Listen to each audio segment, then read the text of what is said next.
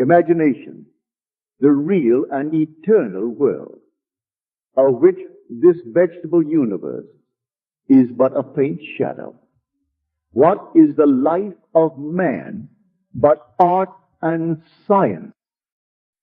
Imagination is more important than knowledge. Chapter 1. Who is your imagination? I rest not from my great task to open the eternal world, to open the immortal eyes of man inwards into the worlds of thought, into eternity, ever expanding in the bosom of God. The human imagination. Certain words in the course of long use gather so many strange connotations that they almost cease to mean anything at all. Such a word is imagination. This word is made to serve all manner of ideas, some of them directly opposed to one another. Fancy, thought, hallucination, suspicion. Indeed, so wide is its use and so varied its meaning, the word imagination has no status nor fixed significance. For example, we ask a man to use his imagination, meaning that his present outlook is too restricted and therefore not equal to the task. In the next breath, we tell him that his ideas are pure imagination, thereby implying that his ideas are unsound. We speak of a jealous or suspicious person as a victim of his own imagination, meaning that his thoughts are untrue. A minute later, we pay a man the highest tribute by describing him as a man of imagination. Thus, the word imagination has no definite meaning. Even the dictionary gives us no help. It defines imagination as 1. The picturing power or act of the mind, the constructive or creative principle. 2. A phantasm. 3. An irrational notion or belief. 4. Planning, plotting, or scheming as involving mental construction. I identify the central figure of the Gospels with human imagination, the power which makes the forgiveness of sins, the achievement of our goals, inevitable. All things were made by him, and without him was not anything made that was made. There is only one thing in the world, imagination, and all our deformations of it. He is despised and rejected of men, a man of sorrows and acquainted with grief. Imagination is the very gateway of reality. Man, said Blake, is either the ark of God or a phantom of the earth and of the water. Naturally, he is only a natural organ, subject to sense. The eternal body of man is the imagination. That is God himself, the divine body, Jesus. We are his members. I know of no greater and truer definition of the imagination than that of Blake. By imagination, we have the power to be anything we desire to be. Through imagination, we disarm and transform the violence of the world. Our most intimate, as well as our most casual relationships, become imaginative as we awaken to the mystery, hid from the ages, that Christ in us is our imagination. We then realize that only as we live by imagination can we truly be said to live at all. I want this book to be the simplest, clearest, frankest work. I have the power to make it. That I may encourage you to function imaginatively. That you may open your immortal eyes inward into the worlds of thought, where you behold every desire of your heart as ripe grain white or ready to harvest. I am come that they might have life, and that they might have it more abundantly. The abundant life that Christ promised us is ours to experience now, but not until we have the sense of Christ as our imagination can we experience it. The mystery hid from the ages, Christ in you, the hope of glory, is your imagination. This is the mystery which I am ever striving to realize more keenly myself and to urge upon others. Imagination is our Redeemer, the Lord from heaven, born of man, but not begotten of man. Every man is Mary, and birth to Christ must give. If the story of the Immaculate Conception and birth of Christ appears irrational to man, it is only because it is misread as biography, history, and cosmology, and the modern explorers of the imagination do not help by calling it the unconscious or subconscious mind. Imagination's birth and growth is the gradual transition from a God of tradition to a God of experience. If the birth of Christ in man seems slow, it is only because man is unwilling to let go the comfortable but false anchorage of tradition. When imagination is discovered as the first principle of religion, the stone of literal understanding will have felt the rod of Moses and, like the rock of Zion, issue forth the water of psychological meaning to quench the thirst of humanity. And all who take the proffered cup and live a life according to this truth will transform the water of psychological meaning into the wine of forgiveness. Then, like the Good Samaritan, they will pour it on the wounds of all. The Son of God is not to be found in history, nor in any external form.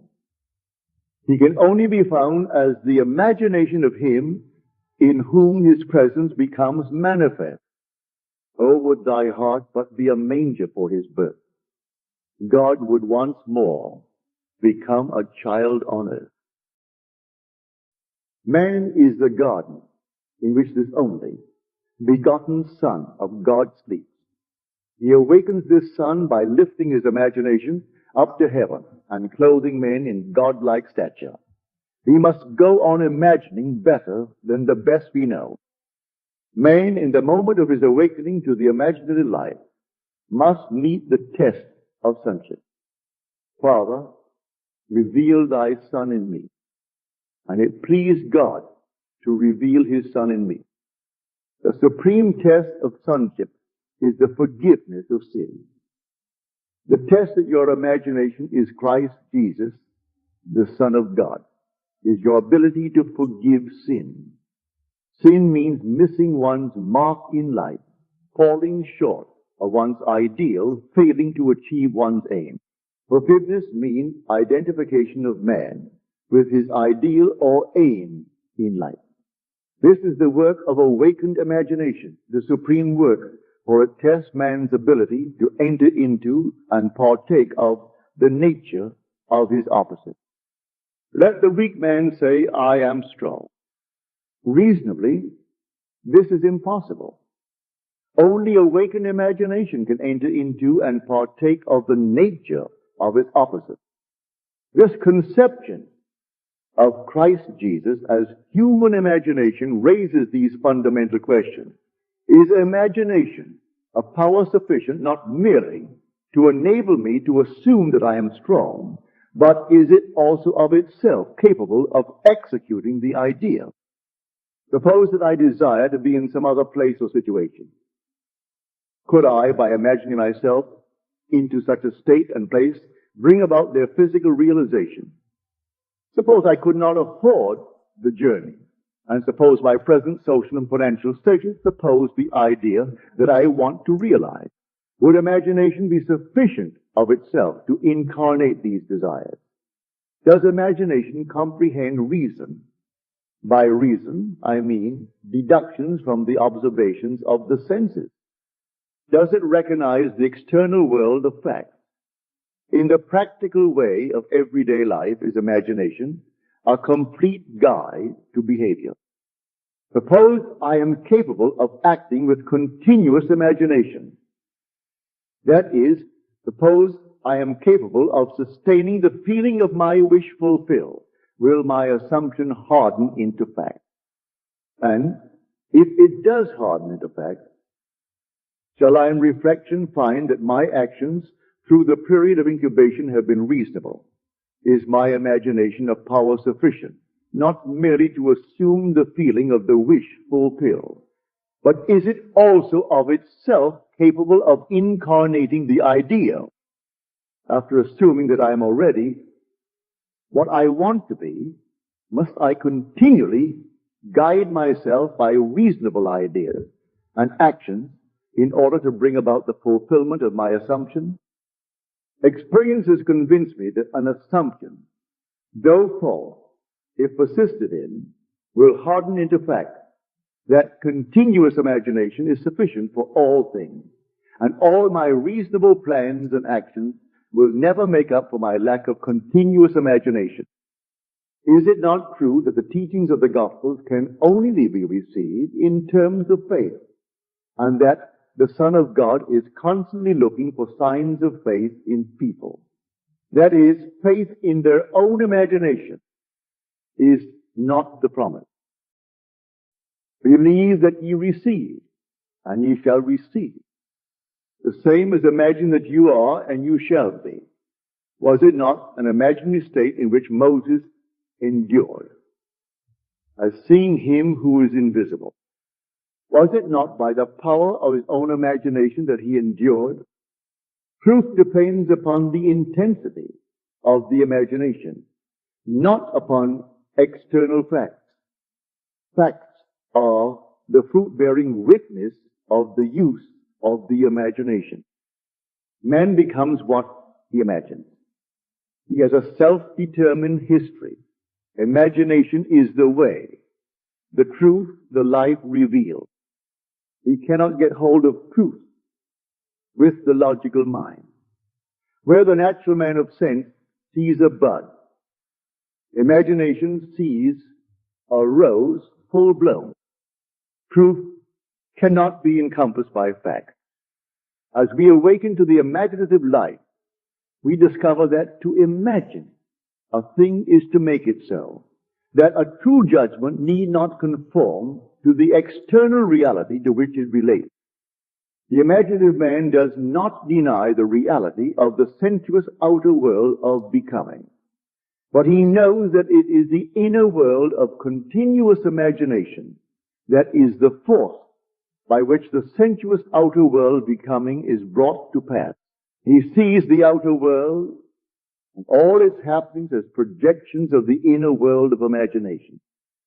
To him, everything is a manifestation of the mental activity which goes on in man's imagination, without the sensuous, reasonable man being aware of it.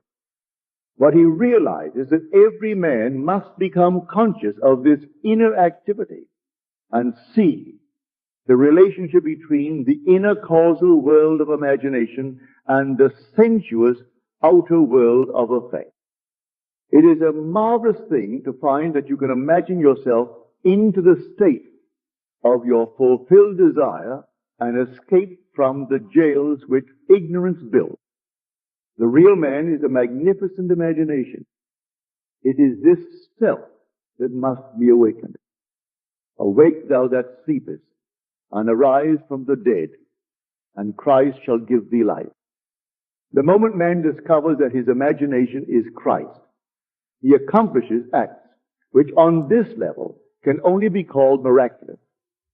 But until man has the sense of Christ as his imagination, you did not choose me, I have chosen you.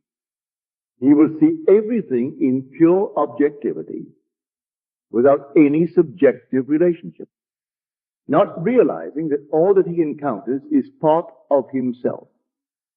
He rebels at the thought that he has chosen the conditions of his life, that they are related by affinity to his own mental activity. Man must firmly come to believe that reality lies within him and not without. Although others have bodies, a life of their own, their reality is rooted in you, ends in you, as yours ends in God. Chapter 2, Sealed Instructions.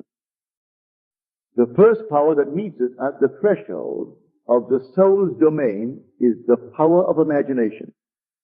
I was first made conscious of the power, nature, and redemptive function of imagination through the teachings of my friend Abdullah.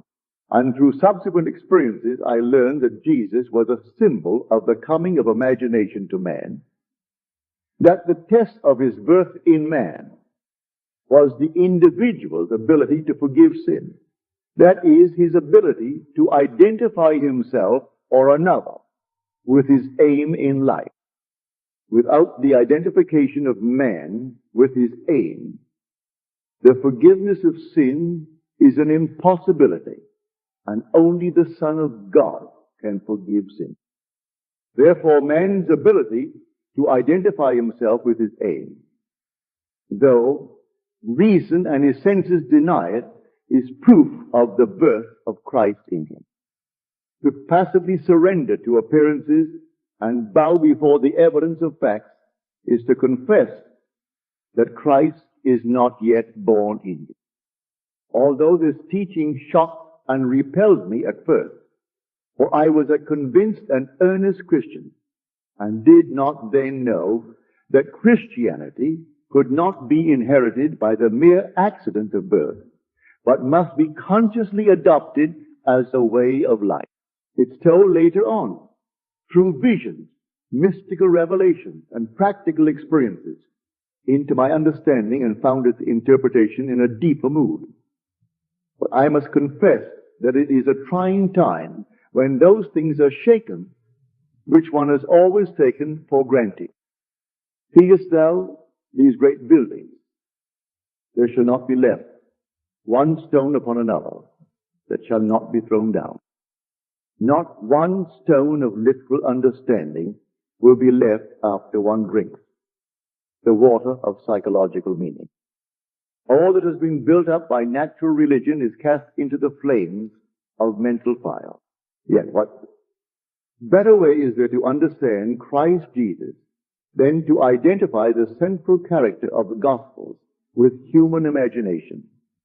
Knowing that every time your imagination lovingly on behalf of another, you are literally mediating God to man, and thereby feeding and clothing Christ Jesus, and that whenever you imagine evil against another, you are literally beating and crucifying Christ Jesus. Every imagination of man is either the cup of cold water or the sponge of vinegar to the parched lips of Christ. Let none of you imagine evil in your hearts against his neighbor, warned the prophet Zechariah. When man heeds this advice, he will awake from the imposed sleep of Adam into the full consciousness of the Son of God.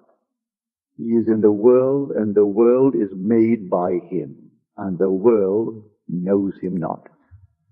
Human imagination. I ask myself many times, if my imagination is Christ Jesus, and all things are possible to Christ Jesus, are all things possible to me?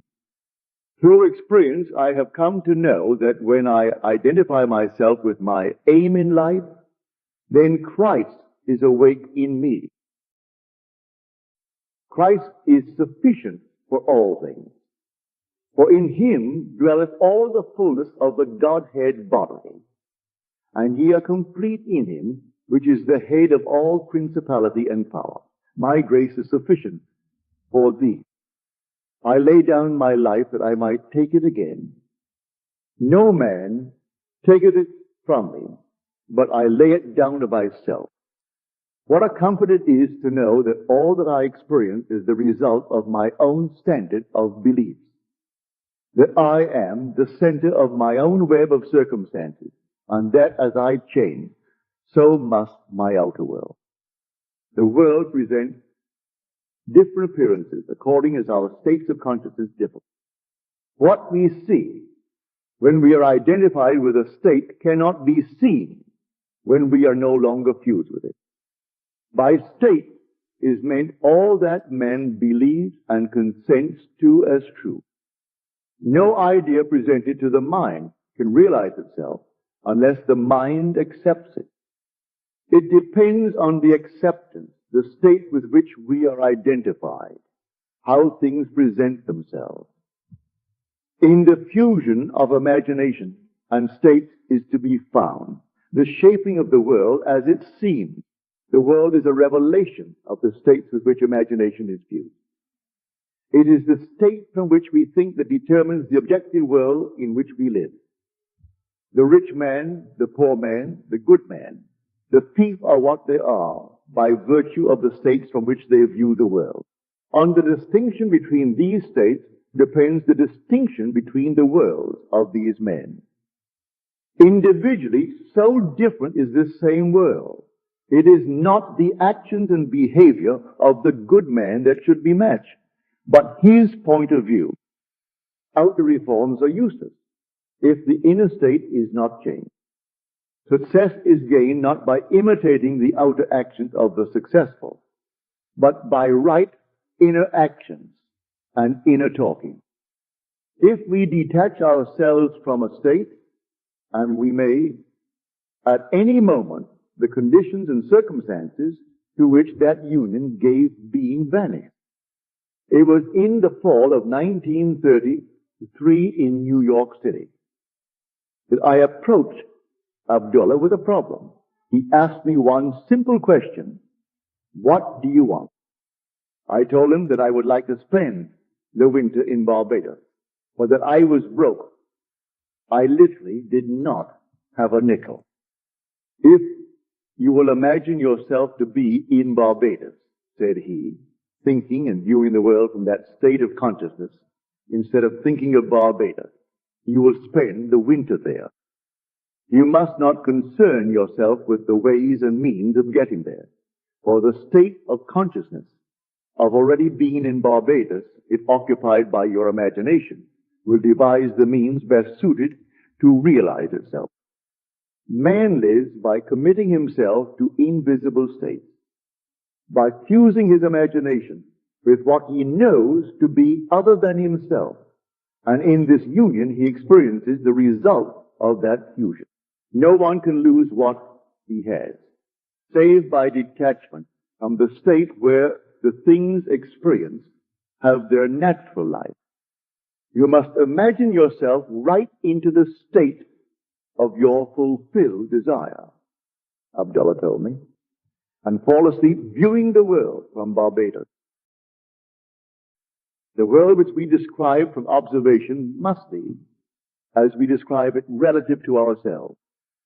Our imagination connects us with the state desired, but we must use imagination masterfully, not as an onlooker thinking of the end, but as a partaker thinking from the end. We must actually be there in imagination. If we do this, our subjective experience will be realized objectively. This is not mere fancy, said he, but a truth you can prove by experience. His appeal to enter into the wish fulfilled was the secret of thinking from the end. Every state is already there as mere possibility as long as you think of it, but is overpoweringly real when you think from it. Thinking from the end is the way of Christ. I began right there and then, fixing my thoughts beyond the limits of sense, beyond that aspect to which my present state gave me, towards the feeling of already being in Barbados and viewing the world from that standpoint. He emphasized the importance of the state from which man views the world as he falls asleep. All prophets claim that the voice of God is chiefly heard by man in dreams. In a dream, in a vision of the night, when deep sleep falls upon men in slumbering upon the bed. Then he openeth the ears of men and sealeth their instruction. That night, and for several nights thereafter, I fell asleep in the assumption that I was in my father's house in Barbados. Within a month, I received a letter from my brother saying that he had a strong desire to have the family together at Christmas and asking me to use the enclosed steamship ticket for Barbados. I sailed 2 days after I received my brother's letter and spent a wonderful winter in Barbados. This experience has convinced me that man can be anything he pleases if he will make the conception habitual and think from the end. It has also shown me that I can no longer excuse myself by placing the blame on the world of external things, that my good and my evil have no dependency except from myself, that it depends on the state from which I view the world, how things present themselves. Man, who is free in his choice, acts from conceptions which he freely, though not always wisely, chooses.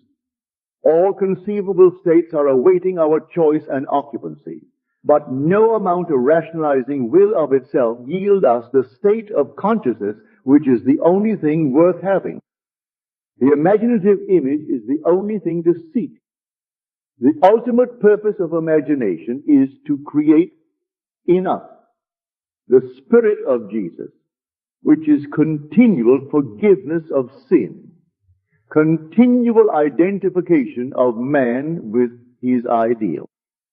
Only by identifying ourselves with our aim can we forgive ourselves for having missed it. All else is labor in vain. On this path, to whatever place or state we convey our imagination, to that place or state we will gravitate physically also. In my Father's house are many mansions. If it were not so, I would have told you. I go to prepare a place for you. And if I go and prepare a place for you, I will come again and receive you unto myself, that where I am, there ye may be also. By sleeping in my Father's house in my imagination, as though I slept there in the flesh, I fused my imagination with that state and was compelled to experience that state in the flesh also. So vivid was this state to me, I could have been seen in my Father's house had any sensitive entered the room where in imagination I was sleeping. A man can be seen where in imagination he is, for a man must be where his imagination is, for his imagination is himself. This I know from experience, for I have been seen by a few to whom I desire to be seen, when physically I was hundreds of miles away. I, by the intensity of my imagination and imagining and feeling myself to be in Barbados, instead of merely thinking of Barbados, had spanned the vast Atlantic to influence my brother into desiring my presence to complete the family circle at Christmas. Thinking from the end, from the feeling of my wish fulfilled, was the source of everything that happened as outer cause, such as my brother's impulse to send me a steamship ticket. And it was also the cause of everything that appeared as result. In ideas of good and evil, William Butler Yeats, having described a few experiences similar to this experience of mine, writes, if all who have described events like this have not dreamed, we should rewrite our history, for all men certainly, all imaginative men, must be forever casting forth enchantments, glamour, illusions, and all men, especially tranquil men who have no powerful egotistic life, must be continually passing under their power. Determined imagination, thinking from the end, is the beginning of all miracles. I would like to give you an immense belief in miracles, but a miracle is only the name given by those who have no knowledge of the power and function of imagination to the works of imagination. Imagining oneself into the feeling of the wish fulfilled is the means by which a new state is entered. This gives the state the quality of isness.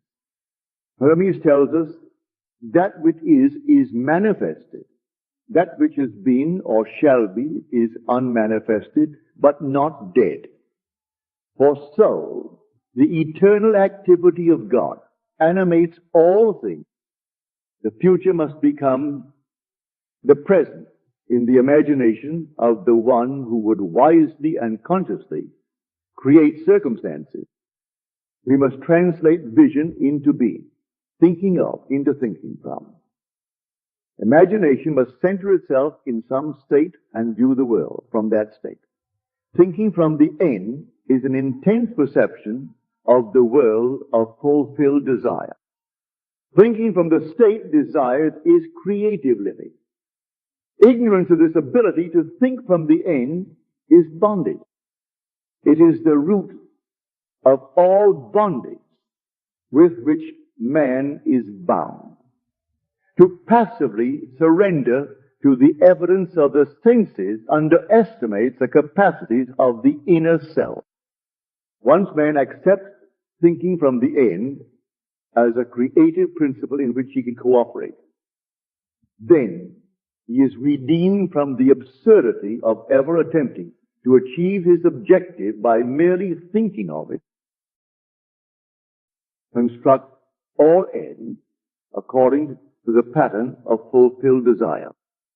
The whole of life is just the appeasement of hunger, and the infinite states of consciousness from which a man can view the world are purely a means of satisfying that hunger. The principle upon which each state is organized is some form of hunger to lift the passion for self-gratification to ever higher and higher levels of experience. Desire is the mainspring of the mental machinery. It is a blessed thing. It is a right and natural craving which has a state of consciousness as its right and natural satisfaction. But one thing I do, forgetting the things which are behind and stretching forward to the things which are before, I press on towards the goal. It is necessary to have an aim in life. Without an aim, we drift. What wantest thou of me? What wantest thou that I shall do unto thee? Well, it is the implied question asked most often by the central figure of the gospel. In defining your aim, you must want it. As the heart panteth after the water brooks, so panteth my soul after thee, O God. It is lack of this passionate direction to life that makes man fail of accomplishment. The spanning of the bridge between desire, thinking of, and satisfaction, thinking from, is all important. We must move mentally from thinking of the end to thinking from the end. This reason could never do. By its nature, it is restricted to the evidence of the senses, but imagination, having no such limitation, can. Desire exists to be gratified in the activity of imagination. Through imagination, man escapes from the limitation of the senses and the bondage of reason. There is no stopping the man who can think from the end. Nothing can stop him. He creates the means and grows his way out of limitation into ever greater and greater mansions of the Lord. It does not matter what he has been or what he is. All that matters is what does he want. He knows that the world is a manifestation of the mental activity which goes on within himself. So he strives to determine and control the ends from which he thinks.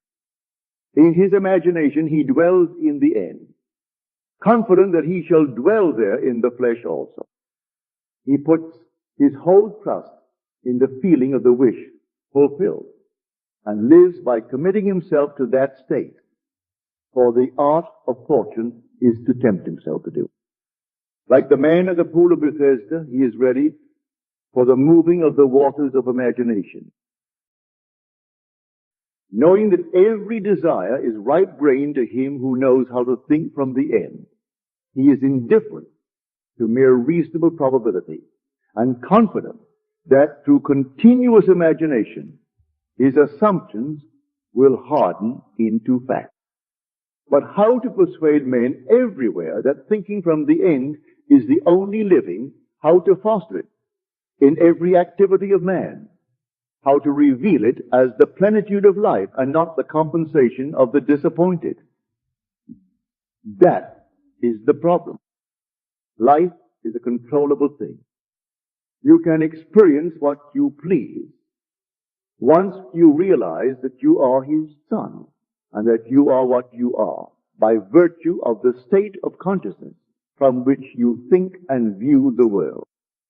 Son, thou art ever with me, and all that I have is thine. Chapter 3, Highways of the Inner World. And the children struggled within her. And the Lord said unto her, Two nations are in thy womb, and two manner of people shall be separated from thy bowels. And the one people shall be stronger than the other people, and the elder shall serve the younger. Duality is an inherent condition of life. Everything that exists is double. Man is a dual creature with contrary principles embedded in his nature.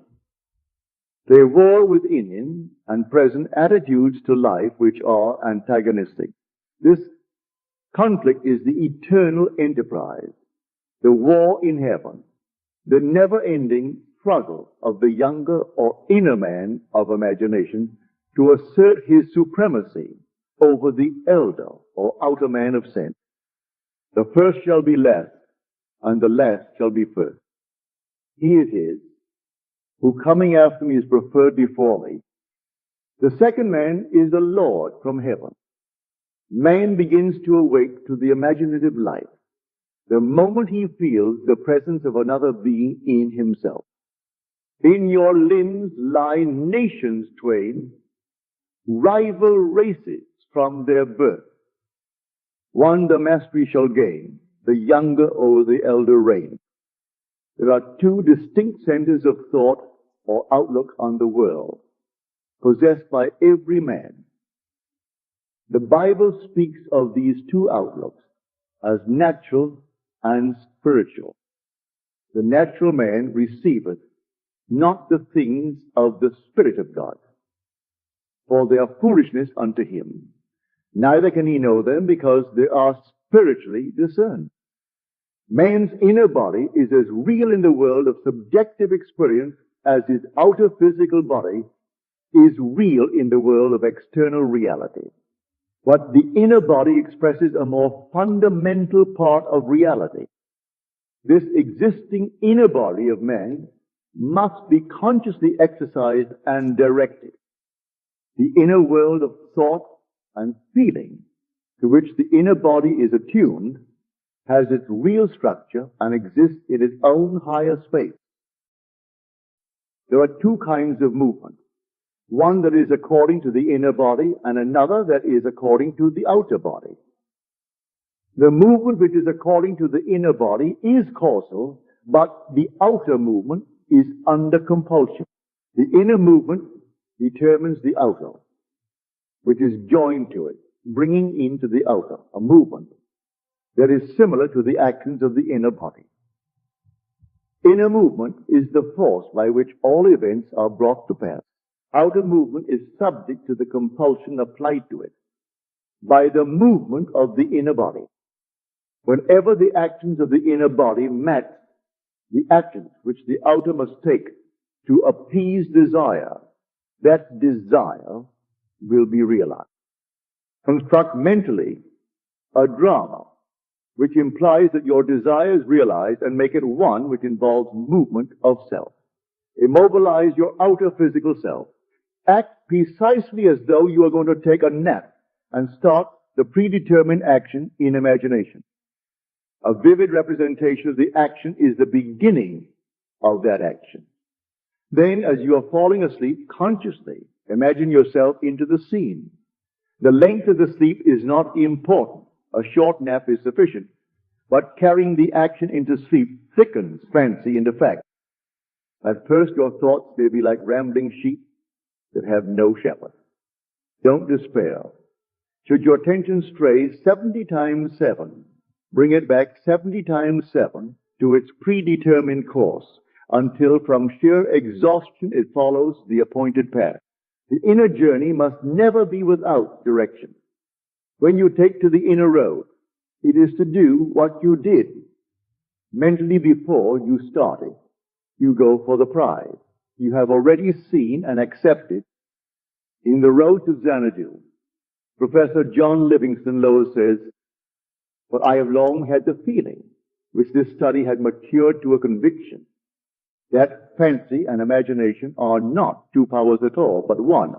The valid distinction which exists between them lies not in the materials with which they operate, but in the degree of intensity of the operant power itself. Working at high tension, the imaginative energy assimilates and transmutes. Keyed low, the same energy aggregates and yokes together those images which at its highest pitch it merges indissolubly into one. Fancy assembles, imagination fuses." Here is a practical application of this theory. A year ago, a blind girl living in the city of San Francisco found herself confronted with a transportation problem. A rerouting of buses forced her to make 3 transfers between her home and her office. This lengthened her trip from 15 minutes to 2 hours and 15 minutes. She thought seriously about this problem and came to the decision that a car was the solution. She knew that she could not drive a car, but felt that she could be driven in one. Putting this theory to the test, that whenever the actions of the inner self correspond to the actions which the outer physical self must take to appease desire, that desire will be realized, she said to herself. I will sit here and imagine that I am being driven to my office. Sitting in her living room, she began to imagine herself seated in a car. She felt the rhythm of the motor. She imagined that she smelled the odor of gasoline, felt the motion of the car, touched the sleeve of the driver, and felt that the driver was a man. She felt the car stop, and turning to her companion, said, "Thank you very much, sir." To which he replied, "The pleasure is all mine." Then she stepped from the car and heard the door snap shut as she closed it. He told me that she centered her imagination on being in a car, and although blind, viewed the city from her imaginary ride. He did not think of the ride. He thought from the ride and all that it implied.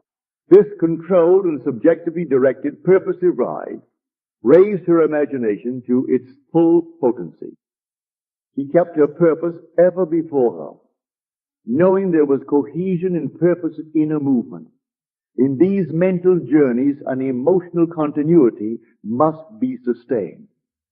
The emotion of fulfilled desire, expectancy and desire were so intensely joined that they passed at once from a mental state into a physical act. The inner self moves along the predetermined course, best when the emotions collaborate. The inner self must be fired, and it is best fired by the thought of great deeds and personal gain. We must take pleasure in our actions. On 2 successive days, the blind girl took her imaginary ride, giving it all the joy and sensory vividness of reality. A few hours after her second imaginary ride, a friend told her of a story in the evening paper. It was a story of a man who was interested in the blind. The blind girl phoned him and stated her problem. The very next day, on his way home, he stopped in at a bar. And Wilder had the urge to tell the story of the blind girl to his friend, the proprietor. A total stranger, on hearing the story, volunteered to drive the blind girl home every day. The man who told the story then said, "If you will take her home, I will take her to work." This was over a year ago. And since that day, this blind girl has been driven to and from her office by these 2 gentlemen. Now, instead of spending 2 hours and 15 minutes on 3 buses, she's at her office in less than 15 minutes. And on that first ride to her office, she turned to her good Samaritan and said, "Thank you very much, sir." And he replied, "The pleasure is all mine." Thus, the objects of her imagination were to her the realities of which the physical manifestation was only the witness. The determinative, animating principle was the imaginative ride. Her triumph could be a surprise only to those who did not know of her inner ride. She mentally viewed the world from this imaginative ride with such a clearness of vision that every aspect of the city attained identity. These inner movements not only produced corresponding outer movements. This is the law which operates beneath all physical appearance. He who practices these exercises of bilocation will develop unusual powers of concentration and quiescence, and will inevitably achieve waking consciousness on the inner and dimensionally larger world. Actualizing strongly, she fulfilled her desire. For, viewing the city from the feeling of her wish fulfilled, she matched the state desired and granted that to herself, which sleeping men ask of God. To realize your desire, an action must start in your imagination, apart from the evidence of the senses involving movement of self and implying fulfillment of your desire. Whenever it is the action which the outer self takes to appease desire, that desire will be realized. The movement of every visible object is caused not by things outside the body, but by things within it, which operate from within outward. The journey is in yourself. You travel along the highways of the inner world. Without inner movement, it is impossible to bring forth anything. Inner action is introverted sensation. If you will construct mentally a drama which implies that you have realized your objective, then close your eyes and drop your thoughts inward, centering your imagination all the while in the predetermined action, and partake in that action. You will become a self-determined being. Inner action orders all things according to the nature of itself. Try it and see whether a desirable ideal once formulated is possible.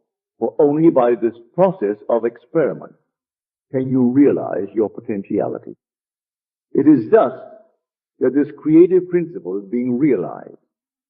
So the clue to purposive living is to center your imagination in the action and feeling of fulfilled desire with such awareness, such sensitiveness that you initiate and experience movement upon the inner world. Ideas only act if they are felt, if they awaken inner movement. Inner movement is conditioned by self-motivation, outer movement by compulsion. Wherever the sole of your foot shall tread, the same give I unto you. And remember, the Lord thy God in the midst of thee is mighty. Chapter 4. The pruning shears of revision. The second man is the Lord from heaven. Never will he say caterpillars. He'll say, there's a lot of butterflies as is to be on our cabbages. Pure. He won't say, it's winter. He'll say, summer's sleeping, and there's no bud, little enough, nor sad-colored enough, for orchestra not to count it the beginning of the blow. The very first act of correction or cure is always revised. One must start with oneself. It is one's attitude that must be changed. What we are, that only can we see. It is a most healthy and productive exercise to daily relive the day as you wish you had lived it, revising the scenes to make them conform to your ideal. For instance, suppose today's mail brought disappointing news. Revise the letter. Mentally rewrite it and make it conform to the news you wish you had received. Then, in imagination, read the revised letter over and over again. This is the essence of revision. And revision results in repeal. The one requisite is to arouse your attention in a way and to such intensity that you become wholly absorbed in the revised action. You will experience an expansion and refinement of the senses by this imaginative exercise and eventually achieve vision. But always remember that the ultimate purpose of this exercise is to create in you the Spirit of Jesus, which is continual forgiveness of sin. Revision is of greatest importance when the motive is to change oneself, when there is a sincere desire to be something different, when the longing is to awaken the ideal active spirit of forgiveness. Without imagination, man remains a being of sin. Man either goes forward to imagination or remains imprisoned in his senses. To go forward to imagination is to forgive. Forgiveness is the life of the imagination. The art of living is the art of forgiving. Forgiveness is, in fact, experiencing in imagination the revised version of the day.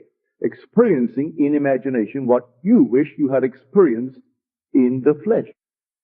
Every time one really forgives, that is, every time one relives the event as it should have been lived, one is born again. Father, forgive them. Is not the plea that comes once a year, but the opportunity that comes every day. The idea of forgiving is a daily possibility, and if it is sincerely done, it will lift man to higher and higher levels of being. He will experience a daily Easter. And Easter is the idea of rising transformed. And that should be almost a continuous process. Freedom and forgiveness are indissolubly linked. Not to forgive is to be at war with ourselves, for we are freed according to our capacity to forgive. Forgive, and you shall be forgiven. Forgive, not merely from a sense of duty or service. Forgive because you want to. Thy ways are ways of pleasantness, and all thy paths are peace. You must take pleasure in revision. You can forgive others effectively only when you have a sincere desire to identify them with their ideal. Duty has no momentum. Forgiveness is a matter of deliberately withdrawing attention from the unrevised day and giving it full strength and joyously to the revised day. If a man begins to revise even a little of the vexations and troubles of the day, then he begins to work practically on himself. Every revision is a victory over himself, and therefore a victory over his enemy. A man's foes are those of his own household, and his household is his state of mind. He changes his future as he revises his day.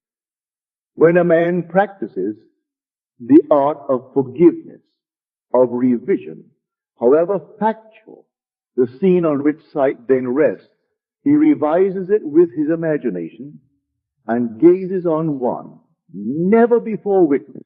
The magnitude of the change which any act of revision involves makes such change appear wholly improbable to the realist, the unimaginative man.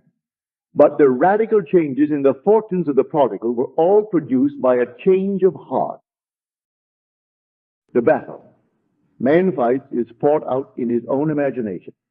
The man who does not revise the day has lost the vision of that life, into the likeness of which it is the true labor of the Spirit of Jesus to transform this life. All things whatsoever ye would that men should do to you, even so do ye to them, for this is the law.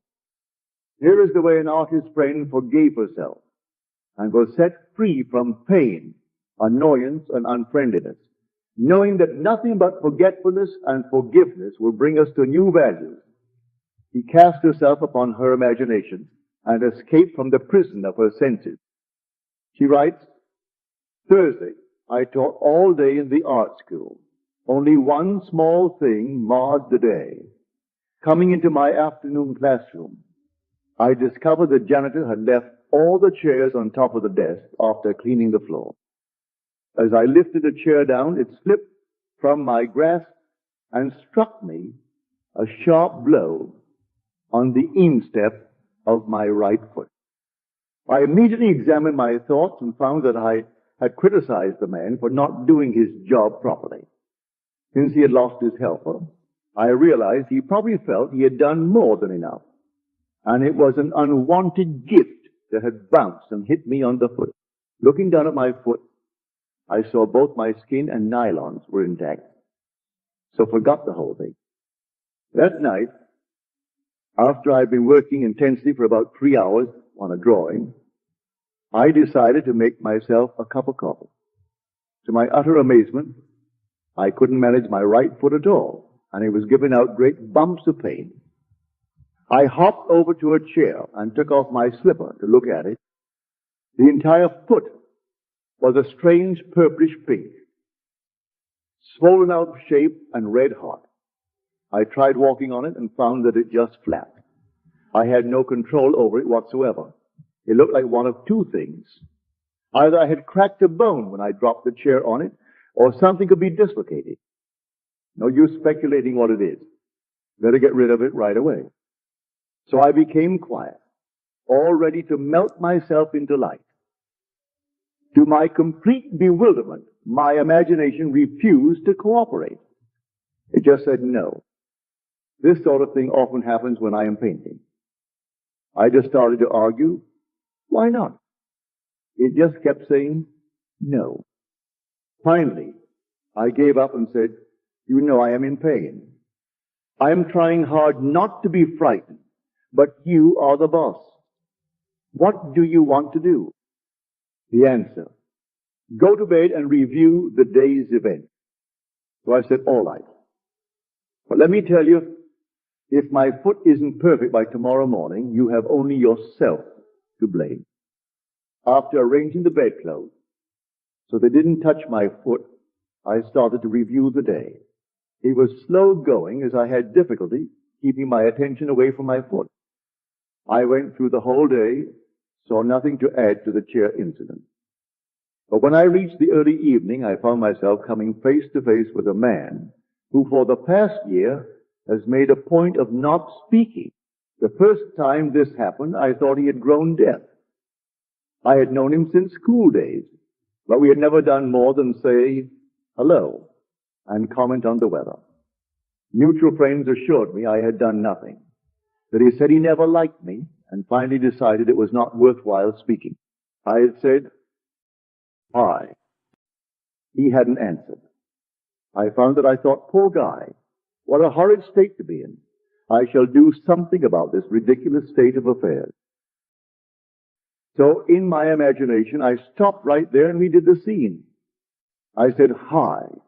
He answered, I, and smiled. I now thought, good old days. I ran the scene over a couple of times and went on to the next incident and finished up the day. Now what do we do, my foot or the concert? I had been melting and wrapping up a wonderful present of courage and success for a friend who was to make her debut the following day. And I had been looking forward to giving it to her tonight. My imagination sounded a little bit solemn as it said, let us do the concert. It will be more fun. But first, couldn't we just take my perfectly good imagination foot out of this physical one before we start? I pleaded, by all means. That done, I had a lovely time at the concert and my friend got a tremendous ovation. By now, I was very, very sleepy and fell asleep doing my project. The next morning, as I was putting on my slipper, I suddenly had a quick memory picture of withdrawing a discolored and swollen foot from the same slipper. I took my foot out and looked at it. It was perfectly normal in every respect. There was a tiny pink spot on the instep Well, I remembered I had hit it with the chair. What a vivid dream that was, I thought, and dressed. While waiting for my coffee, I wandered over to my drafting table and saw that all my brushes were lying shelter and unwashed. Whatever possessed you to leave your brushes like that? Don't you remember? It was because of your foot. So it hadn't been a dream after all, but a beautiful healing. She had won by the art of revision what you would never have won by force. In heaven, the only art of living is forgetting forgiving, especially to the female. We should take our life, not as it appears to be, but from the vision of this artist, from the vision of the world made perfect that is buried under all minds, buried and waiting for us to revise the day. We are led to believe a lie when we see with not through the eye a revision of the day, and what she held to be so stubbornly real was no longer so to her, and like a dream had quietly faded away. You can revise the day to please yourself, and by experiencing in imagination. The revised speech and actions not only modify the trend of your life story, but turn all its discord into harmony. The one who discovers the secret of revision cannot do otherwise than let himself be guided by love. Your effectiveness will increase with practice. Revision is the way by which right can find its appropriate might. Resist not evil. All passionate conflicts result in an interchange of characteristics. To him that knoweth to do good, and doeth it not, to him it is sin. To know the truth, you must live the truth. And to live the truth, your inner actions must match the actions of your fulfilled desire. Expectancy and desire must become one. Your outer world is only actualized inner movement. Through ignorance of the law of revision, those who take to warfare are perpetually defeated. Only concepts that idealize depict the truth. Your ideal of man is his truest self. It is because I firmly believe that whatever is most profoundly imaginative is, in reality, most directly practical, that I ask you to live imaginatively and to think into and to personally appropriate the transcendent saying, Christ in you, the hope of glory. Don't blame, only resolve. It is not man and the earth at their loveliest, but you practicing the art of revision make paradise. The evidence of this truth can lie only in your own experience of it. Try revising the day. It is to the pruning shears of revision that we owe our prime fruit. Chapter 5. The coin of heaven. There's a firm persuasion the thing is so. Make it so. And the prophet replied, all poets believed that it does. And in ages of imagination, this firm persuasion removed mountains. But many are not capable of a firm persuasion of anything. Let every man be fully persuaded in his own mind. Persuasion is an inner effort of intense attention. To listen attentively as though you heard is to evoke, to activate. By listening, you can hear what you want to hear and persuade those beyond the range of the outer ear. Speak it inwardly in your imagination only. Make your inner conversation match your fulfilled desire. What you desire to hear without, you must hear within. Embrace the without within, and become one who hears only that which implies the fulfillment of his desire, and all the external happenings in the world will become a bridge leading to the objective realization of your desire. Your inner speech is perpetually written all around you in happenings. Learn to relate these happenings to your inner speech, and you will become self-taught. By inner speech is meant those mental conversations which you carry on with yourself. They may be inaudible when you are awake because of the noise and distractions of the outer world of becoming. But they are quite audible in deep meditation and dream. Or whether they be audible or inaudible, you are their author and fashion your world in their likeness. There is a God in heaven, and heaven is within you that revealeth secrets and maketh known to the king Nebuchadnezzar what shall be in the latter days. Thy dream and the visions of thy head upon thy bed are these. Inner speech from premises of fulfilled desire is the way to create an intelligible world for yourself. Observe your inner speech, for it is the cause of future action. Inner speech reveals the state of consciousness from which you view the world.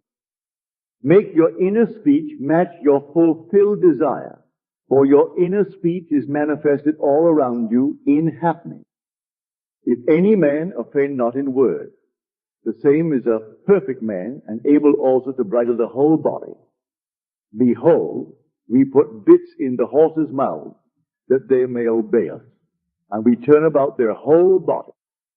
Behold also the ships, which though they be so great and are driven by fierce winds, yet are they turned about with a very small helm, whithersoever the governor listeth.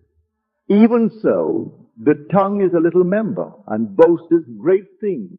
Behold, how great a matter a little fire kindleth. The whole manifested world goes to show us what use we have made of the word inner speech. An uncritical observation of our inner talking will reveal to us the ideas from which we view the world. Inner talking mirrors our imagination, and our imagination mirrors the state with which it is fused. If the state with which we are fused is the cause of the phenomenon of our life, then we are relieved of the burden of wondering what to do, for we have no alternative but to identify ourselves with our aim.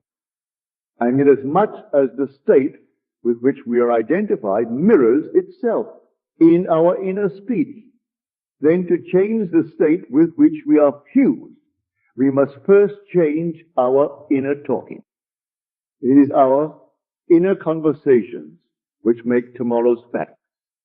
Put off the former conversation, the old man which is corrupt, and be renewed in the spirit of your mind. Put on the new man which is created in righteousness. Our minds, like our stomachs, are whetted by change of food. Stop all of the old mechanical negative inner talking and start a new positive and constructive inner speech from premises of fulfilled desire. Inner talking is the beginning, the sowing of the seeds of future action. To determine the action, you must consciously initiate and control your inner talking. Construct a sentence which implies the fulfillment of your aim, such as, I have a large, steady, dependable income, consistent with integrity and mutual benefit, or I am happily married, I am wanted, I am contributing to the good of the world. And repeat such a sentence over and over until you are inwardly affected by it. Our inner speech represents in various ways the world we live in. In the beginning was the Word, that which ye sow ye reap. Yonder field, the sesamum was sesamum, the corn was corn, the silence and the darkness knew. So is a man's fate born. Ends run true to origin. Those that go searching for love only make manifest their own lovelessness. And the loveless never find love. Only the loving find love, and they never have to seek for it. Man attracts what he is. The art of life is to sustain the feeling of the wish fulfilled and let things come to you. Not to go after them or think they flee away. Observe your inner talking and remember your aim. Do they match? Does your inner talking match what you would say already had you achieved your goal? The individual's inner speech and actions attract the conditions of his life. Through uncritical self-observation of your inner talking, you find where you are in the inner world. And where you are in the inner world is what you are in the outer world. You put on the new man whenever ideals and inner speech match. In this way alone can the new man be born. Inner talking matures in the dark. From the dark, it issues into the light. The right inner speech is the speech that would be yours, for you to realize your ideal. In other words, it is the speech of fulfilled desire. I am that. There are two gifts which God has bestowed upon man alone and on no other mortal creature. These two are mind and speech, and the gift of mind and speech is equivalent to that of immortality. If a man uses these two gifts rightly, he will differ in nothing from the immortal. And when he quits the body, mind and speech will be his guide. And by them, he will be brought into the troop of the gods and the souls that have attained to bliss. The circumstances and conditions of life are outpictured inner talking, solidified sound. Inner speech calls events into existence. In every event is the creative sound that is its life and being. All that a man believes and consents to as true reveals itself in his inner speech. It is his word, his life. Try to notice what you're saying in yourself at this moment, to what thoughts and feelings you are consenting. They will be perfectly woven into your tapestry of life. To change your life, you must change your inner talking. For life, said Hermes, is the union of word and mind. When imagination matches your inner speech to fulfill desire, there will then be a straight path in yourself from within out, and the without will instantly reflect the within for you. And you will know reality is only actualized inner talking. Receive with meekness the inborn word which is able to save your soul. Every stage of man's progress is made by the conscious exercise of his imagination, matching his inner speech to his fulfilled desire. Because man does not perfectly match them.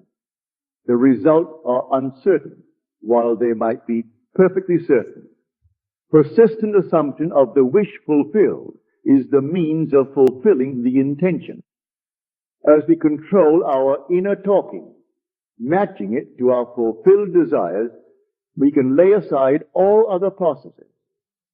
Then we simply act by clear imagination and intention.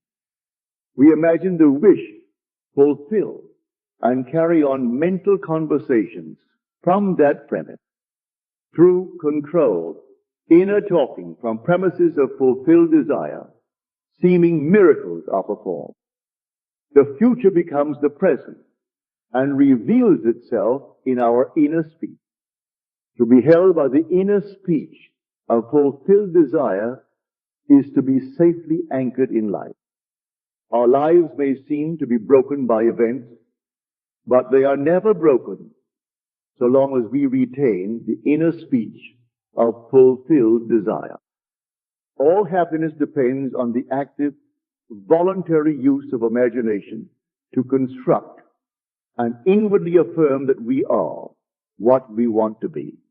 We match ourselves to our ideals by constantly remembering our aim and identifying ourselves with it. We fuse with our aims by frequently occupying the feeling of our wish fulfilled. It is the frequency, the habitual occupancy, that is the secret of success. The oftener we do it, the more natural it is. Fancy assembles. Continuous imagination fuses. It is possible to resolve every situation by the proper use of imagination.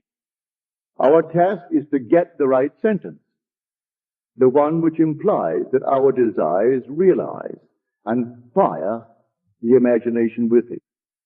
All this is intimately connected with the mystery of the still small voice. Inner talking reveals the activities of imagination, activities which are the causes of the circumstances of life. As a rule, man is totally unaware of his inner talking, and therefore sees himself not as the cause, but the victim of circumstance. To consciously create circumstance, man must consciously direct his inner speech, matching the still small voice to his fulfilled desire. He calls things not seen as though they were. Right inner speech is essential. It is the greatest of the arts. It is the way out of limitation into freedom. Ignorance of this art has made the world a battlefield and penitentiary where blood and sweat alone are expected, when it should be a place of marveling and wondering. Right inner talking is the first step to becoming what you want to be. Speech is an image of mind, and mind is an image of God. On the morning of April 12, 1953, my wife was awakened by the sound of a great voice of authority speaking within her and saying, "You must stop spending your thought, time, and money. Everything in life must be an investment. To spend is to waste, to squander, to lay out without return. To invest is to lay out for a purpose from which a profit is expected." This revelation of my wife is about the importance of the moment. It is about the transformation of the moment. What we desire does not lie in the future, but in ourselves at this very moment. At any moment in our lives, we are faced with an infinite choice. What we are and what we want to be. And what we want to be is already existent. But to realize it, we must match our inner speech and actions to it. If two of you shall agree on earth as touching anything that they shall ask, it shall be done for them of my Father, which is in heaven. It is only what is done now that counts. The present moment does not recede into the past. It advances into the future to confront it, spend or invest it. Thought is the coin of heaven. Money is its earthly symbol. Every moment must be invested, and our inner talking reveals whether we are spending or investing. Be more interested in what you are inwardly saying now than what you have said by choosing wisely what you think and what you feel now. Anytime we feel misunderstood, misused, neglected, suspicious, afraid, we are spending our thoughts and wasting our time. Whenever we assume the feeling of being what we want to be, we are investing. We cannot abandon the moment to negative inner talking and expect to retain command of life. Before us go the result of all that seemingly is behind. Not gone is the last moment, but oncoming. My word shall not return unto me void, but it shall accomplish that which I please, and it shall prosper in the thing whereto I sent it. The circumstances of life are the muffled utterances of the inner talking that made them. the Word made visible. The Word, said Hermes, is Son, and the mind is Father of the Word. They are not separate one from the other, for life is the union of Word and mind. He willed us forth from himself by the word of truth. Let us be imitators of God as dear children, and use our inner speech wisely to mold an outer world in harmony with our ideal. The Lord spake by me, and his word was in my tongue. The mouth of God is the mind of man. Feed God only the best, whatsoever things are of good report. Think on these things. The present moment is always precisely right for an investment, to inwardly speak the right word. The word is very near to you, in your mouth and in your heart, that you may do it. See, I have set before you this day life and good, death and evil, blessings and cursings. Choose life. You choose life and good and blessings by being that which you choose. Like is known to like alone. Make your inner speech blessed and give good report. Man's ignorance of the future is the result of his ignorance, of his inner talking. His inner talking mirrors his imagination, and his imagination is a government in which the opposition never comes into power. If the reader asks, what if the inner speech remains subjective and is unable to find an object for its love? The answer is, it will not remain subjective, for the very simple reason that inner speech is always objectifying itself.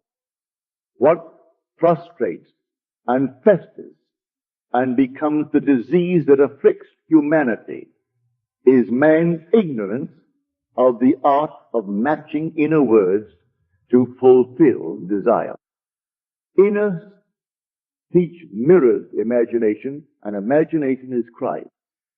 Also, your inner speech and your perceptual world changes. Whenever inner speech and desire are in conflict, inner speech invariably wins. Because inner speech objectifies itself, it is easy to see that if it matches desire, desire will be objectively realized. Were this not so, I would say, with Blake. Sooner murder an infant in its cradle than nurse unacted desire. But I know from experience the tongue setteth on fire the course of nature. Chapter 6. It is within. Rivers, mountains, cities, villages, all are human. And when you enter into their bosoms, you walk in heavens and earth. As in your own bosom you bear your heaven and earth, and all you behold. So that appears without, it is within, in your imagination, of which this world of mortality is but a shadow. The inner world was as real to Blake as the outer land of waking life. He looked upon his dreams and visions as the realities of the forms of nature. Blake reduced everything to the bedrock of his own consciousness. The kingdom of heaven is within you. The real man, the imaginative man, has invested the outer world with all of its properties. The apparent reality of the outer world, which is so hard to dissolve, is only proof of the absolute reality of the inner world of his own imagination. No man can come to me except the Father which has sent me drawing. I and my Father are one. The world which is described from observation is a manifestation of the mental activity of the observer. When man discovers that his world is his own mental activity made visible, that no man can come unto him except he draws him, and that there is no one to change but himself. His own imaginative self, his first impulse is to reshape the world in the image of his ideal. But his ideal is not so easily incarnated. In that moment when he ceases to conform to external discipline, he must impose upon himself a far more rigorous discipline, the self-discipline upon which the realization of his ideal depends. Imagination is not entirely untrammeled and free to move at will without any rules to constrain it. In fact, the contrary is true. Imagination travels according to habit. Imagination has choice, but it chooses according to habit. Awake or asleep, man's imagination is constrained to follow certain definite patterns. It is this benumbing influence of habit that man must change. If he does not, his dreams will fade under the paralysis of custom. Imagination, which is Christ in man, is not subject to the necessity to produce only that which is perfect and good. It exercises its absolute freedom from necessity by endowing the outer physical self with free will to choose to follow good or evil, order or disorder. Choose this day whom ye will serve. But after the choice is made and accepted so that it forms the individual's habitual consciousness, then imagination manifests its infinite power and wisdom by molding the outer sensuous world of becoming in the image of the habitual inner speech and actions of the individual. To realize his ideal, man must first change the pattern which his imagination has followed. Habitual thought is indicative of character. The way to change the outer world is to make the inner speech and action match the outer speech and action of fulfilled desire. Our ideals are waiting to be incarnated. But unless we ourselves match our inner speech and action to the speech and action of fulfilled desire, they are incapable of birth. Inner speech and action are the channels of God's action. He cannot respond to our prayer unless these paths are offered. The outer behavior of man is mechanical. It is subject to the compulsion applied to it by the behavior of the inner self, and old habits of the inner self hang on till replaced by new ones. It is a peculiar property of the second or inner man that he gives to the outer self something similar to his own reality of being. Any change in the behavior of the inner self will result in corresponding outer changes. The mystic calls a change of consciousness death. By death he means not the destruction of imagination and the state with which it was fused, but the dissolution of their union. Fusion is union rather than oneness. Thus the condition to which that union gave being vanished.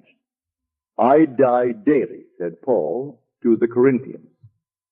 Blake said to his friend, Kraft Robinson, there is nothing like death. Death is the best thing that can happen in life. But most people die so late and take such an unmerciful time in dying. God knows their neighbors never see them rise from the dead. To the outer man of sense, who knows nothing of the inner man of being. This is sheer nonsense. But Blake made the above quite clear when he wrote in the year before he died. William Blake, one who is very much delighted with being in good company. Born 28 November 1750, 7 in London, and has died several times since. When man has the sense of Christ as his imagination, he sees why Christ must die and rise again from the dead to save man. Why he must detach his imagination from his present state and match it to a higher concept of himself if he would rise above his present limitations and thereby save himself. Here is a lovely story of a mystical death which was witnessed by a neighbor. Last week, writes the one who rose from the dead, A friend offered me her home in the mountains for the Christmas holidays, as she thought she might go east. She said that she would let me know this week. We had a very pleasant conversation, and I mentioned you and your teaching in connection with a discussion of Dunn's experiment with time, which she had been reading. Her letter arrived Monday. As I picked it up, I had a sudden sense of depression. However, when I read it, she said I could have the house and told me where to get the keys. Instead of being cheerful, I grew still more depressed. So much so, I decided there must have been something between the lines which I was getting intuitively. I unfolded the letter and read the first page through. And as I turned to the second page, I noticed she had written a postscript on the back of the first sheet. It consisted of an extremely blunt and heavy-handed description of an unlovely trait in my character which I had struggled for years to overcome. And for the past 2 years, I thought I had succeeded. Yet here it was again, described with clinical exactitude. I was stunned and desolated. I thought to myself, what is this letter trying to tell me? In the first place, she invited me to use her house, as I had been seeing myself in some lovely home during the holidays. In the second place, nothing comes to me except I draw it. And thirdly, I have been hearing nothing but good news. So the obvious conclusion is that something in me corresponds to this letter, and no matter what it looks like, it is good news. I reread the letter, and as I did so, I asked, what is there here for me to see? And then I saw. It started out. After our conversation of last week, I feel I can tell you. And the rest of the page was as studied with ease and was it as currents in a seed cake. A great feeling of elation swept over me. It was all in the past. The thing I had labored so long to correct was done. I suddenly realized that my friend was a witness to my resurrection. I whirled around the studio chanting, it's all in the past. It is done. Thank you, it is done. I gathered all my gratitude up in a big ball of light and shot it straight to you. And if you saw a flash of lightning Monday evening, shortly after 6 your time, that was it. Now, instead of writing a polite letter, because it is the correct thing to do, I can write giving sincere thanks for her frankness and thanking her for the loan of her house. Thank you so much for your teaching, which has made my beloved imagination truly my Savior. And now, if any man shall say unto her, lo, here is Christ, or there, she will believe it not, for she knows that the kingdom of God is within her, and that she herself must assume full responsibility for the incarnation of her ideal, and that nothing but death and resurrection will bring her to it. He has found her Savior, her beloved imagination, forever expanding in the bosom of God. There is only one reality, and that is Christ. Human imagination, the inheritance and final achievement of the whole of humanity, that we, seeking the truth in love, may grow up into Him in all things, which is the head, even Christ. Chapter 7. Creation is finished. I am the beginning and the end. There is nothing to come that has not been and is. Blake saw all possible human situations as already made states. He saw every aspect, every plot and drama as already worked out as mere possibilities, as long as we are not in them, but as overpowering realities when we are in them. He described these states as sculptures of Lowes' Hall. Distinguish, therefore, states from individuals in those states.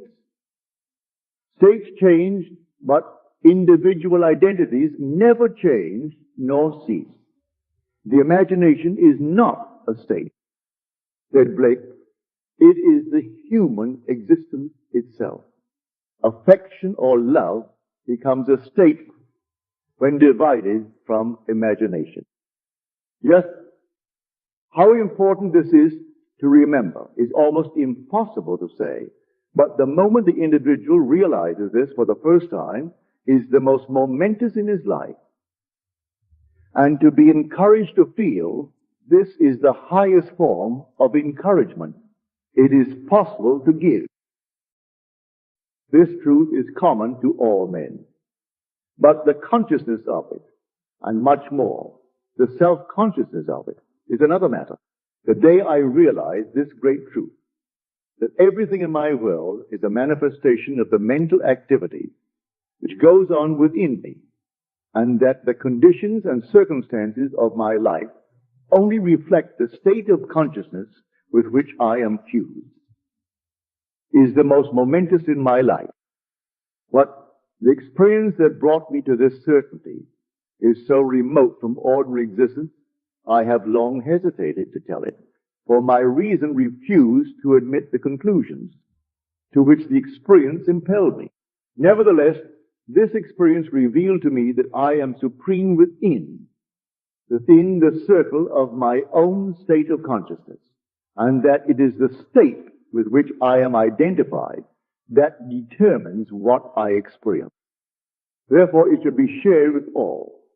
For to know this is to become free from the world's greatest tyranny, the belief in a second cause. Blessed are the pure in heart, for they shall see God. Blessed are they whose imagination has been so purged of the beliefs in second causes. They know that imagination is all, and all is imagination. One day I quietly slipped from my apartment in New York City to some remote yesteryear's countryside. As I entered the dining room of a large inn, I became fully conscious. I knew that my physical body was immobilized on my bed, back in New York. Yet here I was, as awake and as conscious as I have ever been. I intuitively knew that if I could stop the activity of my mind, everything before me would freeze. No sooner was the thought born than the urge to try it possessed me. I felt my head tighten, then thicken to a stillness. My attention concentrated into a crystal clear focus, and the waitress walked not. And I looked through the window, and the leaves falling fell not. And the family of 4 eating ate not. And they lifting the food lifted it not. Then my attention relaxed. The tightness eased, and of a sudden all moved onward in their course. The leaves fell, the waitress walked, and the family ate. Then I understood Blake's vision of the sculptures of Losses Hall. I sent you to read that whereon he bestowed no labor. Creation is finished. I am the beginning and the end. There is nothing to come that has not been and is. The world of creation is finished, and its original is within us. We saw it before we set forth, and have since been trying to remember it and to activate sections of it. There are infinite views of it. Our task is to get the right view, and by determined direction of our attention, make it pass in procession before the inner eye. If we assemble the right sequence and experience it in imagination until it has the tone of reality, then we consciously create circumstances. This inner procession is the activity of imagination that must be consciously directed.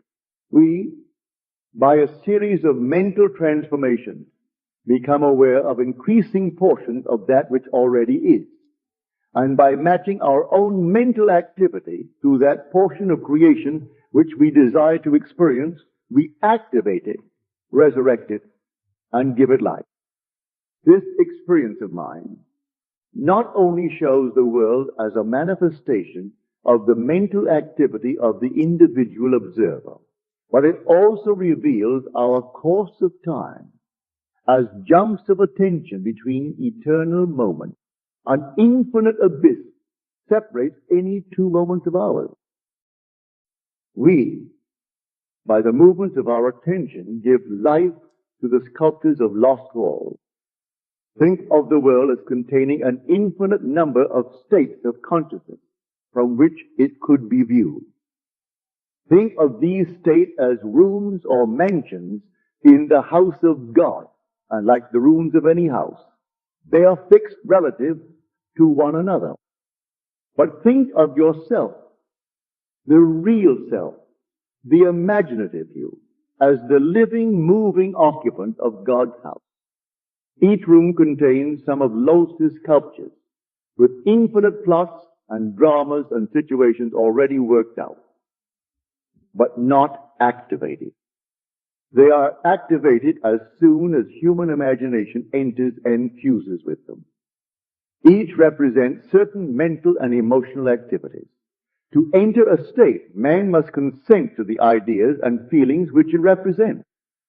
These states represent an infinite number of possible mental transformations which man can experience. To move into another state or mansion necessitates a change of belief. All that you could ever desire is already present and only waits to be met by your belief. But it must be met, for that is the necessary condition by which alone it can be activated and objectified. Matching the beliefs of a state is the seeking that finds, the knocking to which it is open, the asking that receives. Go in and possess the land. The moment man matches the beliefs of any state, he fuses with it. And this union results in the activation and projection of its plots, plans, dramas, and situations. It becomes the individual's home from which he views the world. It is his workshop. And if he's observant, he will see outer reality shaping itself upon the model of his imagination. It is for this purpose of training us in image making that we were made subject to the limitations of the senses and clothed in bodies of flesh. It is the awakening of the imagination, the returning of his Son, that our Father waits for. The creature was made subject to vanity, not willingly, but by reason of him who subjected it.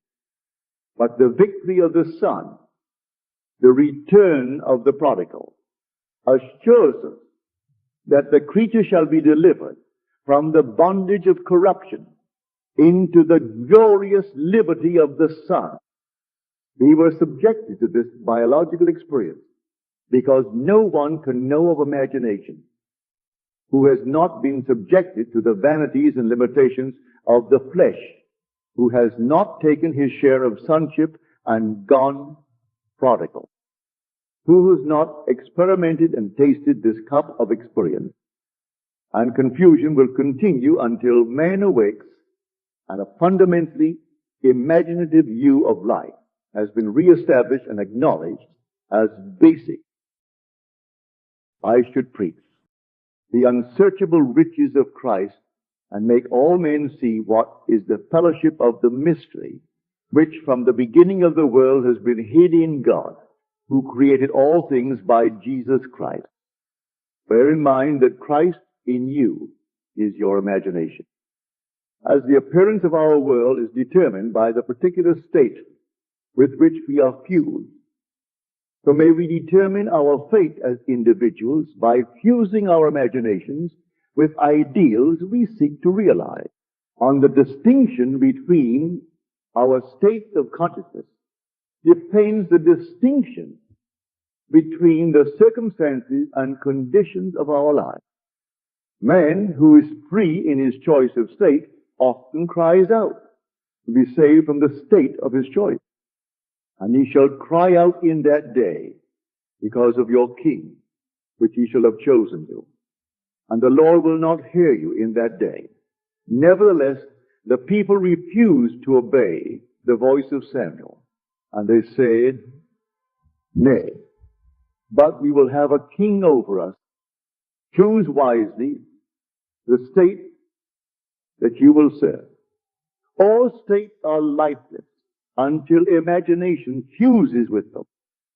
All things, when they're admitted, are made manifest by the light. For everything that is made manifest is light. And ye are the light of the world, by which those ideas to which you have consented are made manifest. Hold fast to your ideals. Nothing can take it from you but your imagination. Don't think of your ideal, think from it. It is only the ideals of which you think that are ever realized. Man lives not by bread alone, but by every word that proceeds out of the mouth of God. And the mouth of God is the mind of man. Become a drinker and an eater of the ideals you wish to realize.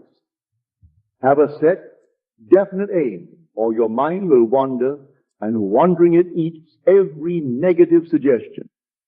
If you live right mentally, everything else will be right.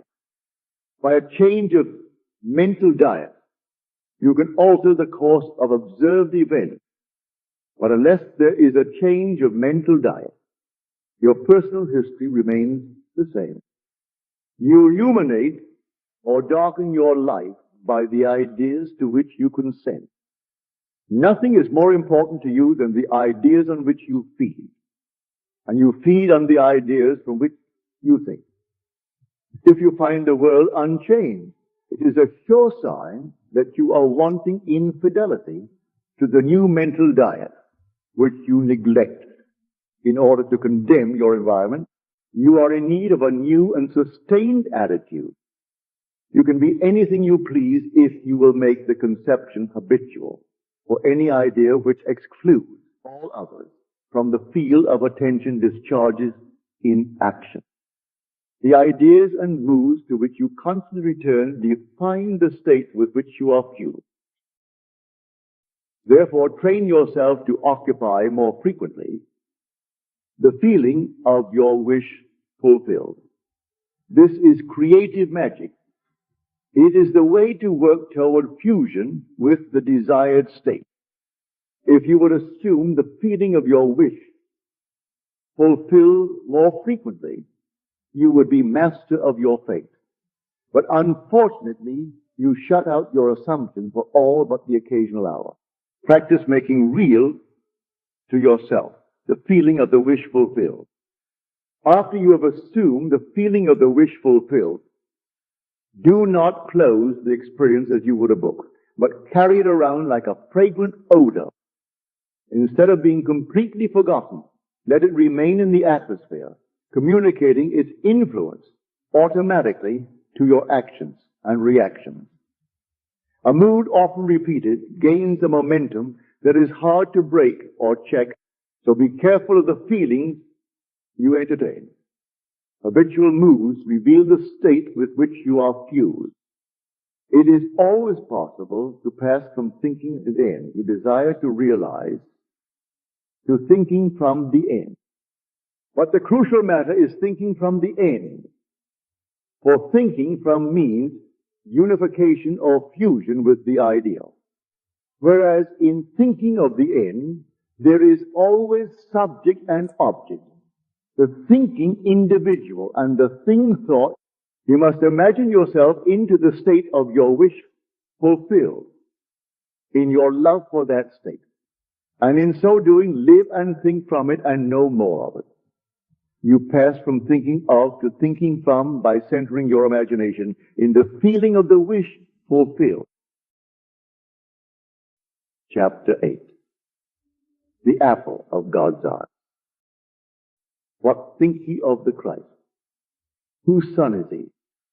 When this question is asked of you, let your answer be, Christ is my imagination, and though I see not yet all things put under him, yet I know that I am Mary, from whom sooner or later he shall be born, and eventually do all things through Christ. The birth of Christ is the awakening of the inner or second man. It is becoming conscious of the mental activity within oneself, which activity continues whether we are conscious of it or not. The birth of Christ does not bring any person from a distance or make anything to be that was not there before. It is the unveiling of the Son of God in man. The Lord cometh in clouds is the prophet's description of the pulsating rings of golden liquid light on the head of him in whom he awaits. The coming is from within and not from without, as Christ is in us.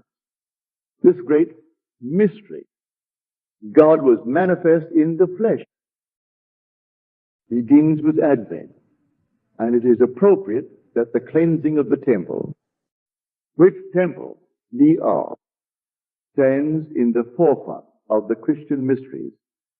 The kingdom of heaven is within you. Advent is unveiling the mystery of your being. If you will practice the art of revision by a life lived according to the wise, imaginative use of your inner speech and inner actions in confidence that by the conscious use of the power that worketh in us, Christ will awake in you. If you believe it, trust it, act upon it, Christ will awaken you. This is Advent. Great is the mystery. God was manifest in the flesh. From Advent on, he that toucheth you toucheth the apple of God's eye. Chapter 1, thinking fourth dimensionally. And now I have told you before it come to pass that when it is come to pass, ye might believe. Many persons, myself included, have observed events before they occurred. That is, before they occurred in this world of three dimensions. Since man can observe an event before it occurs in the three dimensions of space, life on earth must proceed according to plan. And this plan must exist elsewhere in another dimension and be slowly moving through our space. If the occurring events were not in this world when they were observed, then, to be perfectly logical, they must have been out of this world. And whatever is there to be seen before it occurs here must be predetermined from the point of view of man awake in a three-dimensional world. Thus the question arises, are we able to alter our future? My object in writing these pages is to indicate possibilities inherent in man, to show that man can alter his future. But thus altered, it forms again a deterministic sequence starting from the point of interference, a future that will be consistent with the alteration. The most remarkable feature of man's future is its flexibility.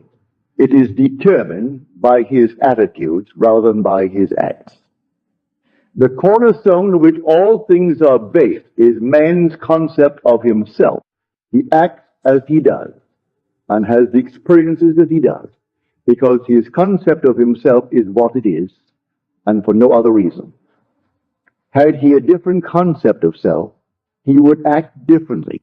A change of concept of self automatically alters his future. And a change in any term of his future series of experiences reciprocally alters his concept of self. Man's assumptions, which he regards as insignificant, produce effects that are considerable. Therefore, man should revise his estimate of an assumption and recognize its creative power. All changes take place in consciousness. The future, although prepared in every detail in advance, has several outcomes. At every moment of our lives, we have before us the choice of which of several futures we will choose. There are two actual outlooks on the world possessed by everyone, a natural focus and a spiritual focus. The ancient teachers call the one the carnal mind, the other the mind of Christ. We may differentiate them as ordinary waking consciousness, governed by our senses, and a controlled imagination, governed by desire. We recognize these two distinct centers of thought in the statement. The natural man receiveth not the things of the Spirit of God, for they are foolishness unto him. Neither can he know them, for they are spiritually discerned.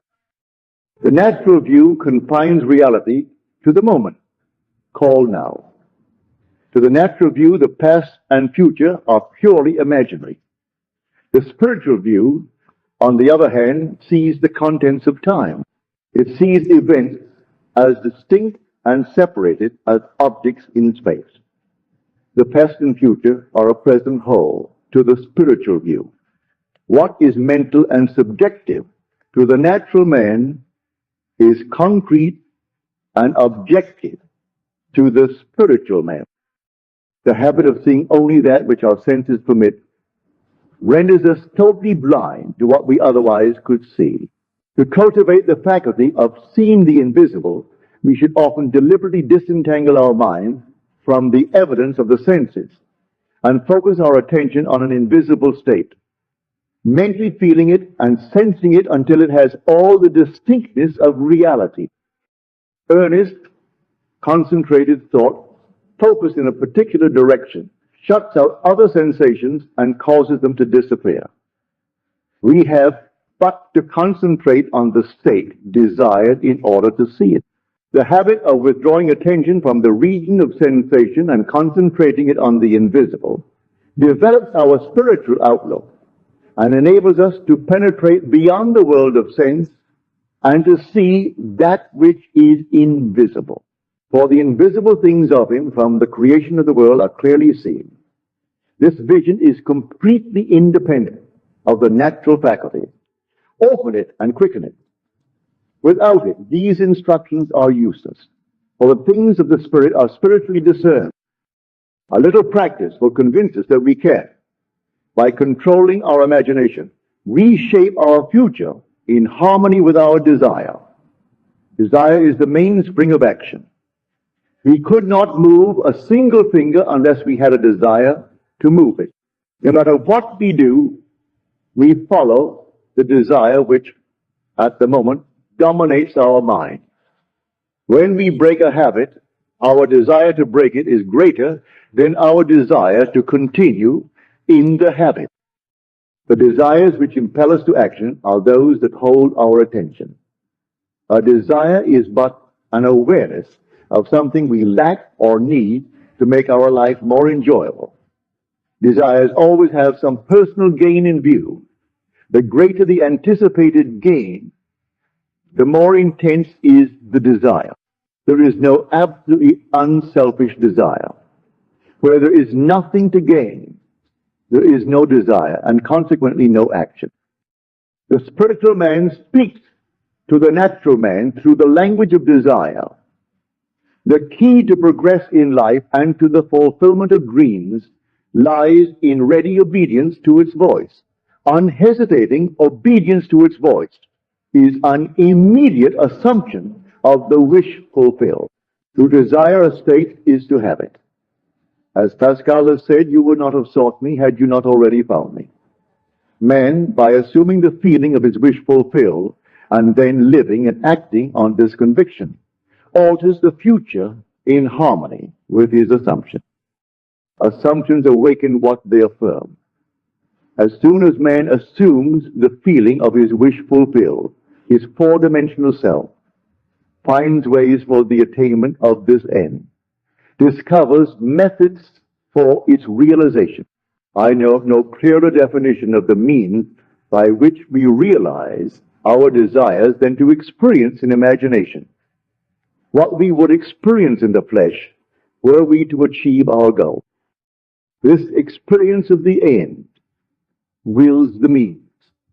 With its larger outlook, the four-dimensional self then constructs the means necessary to realize the accepted end. The undisciplined mind finds it difficult to assume a state which is denied by the senses. Here is a technique that makes it easy to encounter events before they occur, to call things which are not seen as though they were. People have a habit of slighting the importance of simple things, but this simple formula for changing the future was discovered after years of searching and experimenting. The first step in changing the future is desire. That is, define your objective. Know definitely what you want. Secondly, construct an event which you believe you would encounter following the fulfillment of your desire. An event which implies fulfillment of your desire.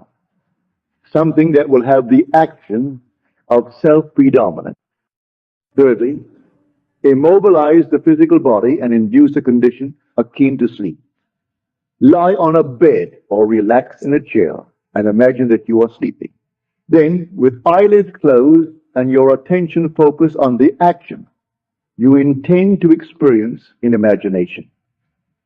Mentally feel yourself right into the proposed action, imagining all the while that you are actually performing the action here and now.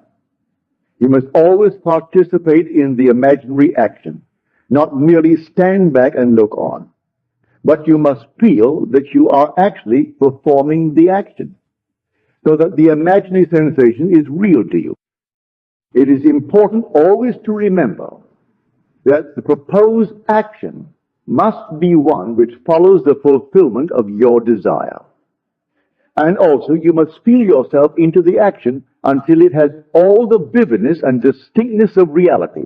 For example, suppose you desired promotion in office. Being congratulated would be an event you would encounter following the fulfillment of your desire, having selected this action as the one you will experience in imagination. Immobilize the physical body and induce a state akin to sleep, a drowsy state, but one in which you are still able to control the direction of your thoughts, a state in which you are attentive without effort. Now imagine that a friend is standing before you. Put your imaginary hand into his. First, feel it to be solid and real, then carry on an imaginary conversation with him in harmony with action. Do not visualize yourself at a distance in point of space and at a distance in point of time being congratulated on your good fortune. Instead, make elsewhere here and the future now. The future event is a reality now in a dimensionally larger world. And oddly enough, now in a dimensionally larger world is equivalent to here in the ordinary three-dimensional space of everyday life. The difference between feeling yourself in action here and now and visualizing yourself in action as though you were on a motion picture screen is the difference between success and failure. The difference will be appreciated if you will now visualize yourself climbing a ladder. Then, with eyelids closed, imagine that a ladder is right in front of you and feel you are actually climbing it. Desire, physical immobility, bordering on sleep, and imaginary action in which self-feeling predominate. Here and now are not only important factors in altering the future, but they are essential conditions in consciously projecting the spiritual self. If, when the physical body is immobilized, we become possessed of the idea to do something, and imagine that we are doing it here and now, and keep the imaginary action feelingly going right up until sleep ensues, we are likely to awaken out of the physical body to find ourselves in a dimensionally larger world with a dimensionally larger focus and actually doing what we desired and imagined we were doing in the flesh. But whether we awaken there or not, we are actually performing the action in the fourth dimensional world, and we will reenact it in the future, here in the third dimensional world. Experience has taught me to restrict the imaginary action, to condense the idea which is to be the object of our meditation into a single act, and to reenact it over and over again until it has the feeling of reality. Otherwise, the attention will wander off along an associational track, and hosts of associated images will be presented to our attention. In a few seconds, they will lead us hundreds of miles away from our objective in point of space and years away in point of time. If we decide to climb a particular flight of stairs, because that is the likely event to follow the realization of our desire, then we must restrict the action to climbing that particular flight of stairs. Should our attention wander off, we must bring it back to its task of climbing that flight of stairs and keep on doing so until the imaginary action has all the solidity and distinctness of reality. The idea must be maintained in the field of presentation without any sensible effort on our part. We must, with the minimum of effort, permeate the mind with the feeling of the wish fulfilled. Drowsiness facilitates change because it favors attention without effort, but it must not be pushed to the state of sleep, in which we shall no longer be able to control the movements of our attention, but rather a moderate degree of drowsiness, in which we are still able to direct our thought.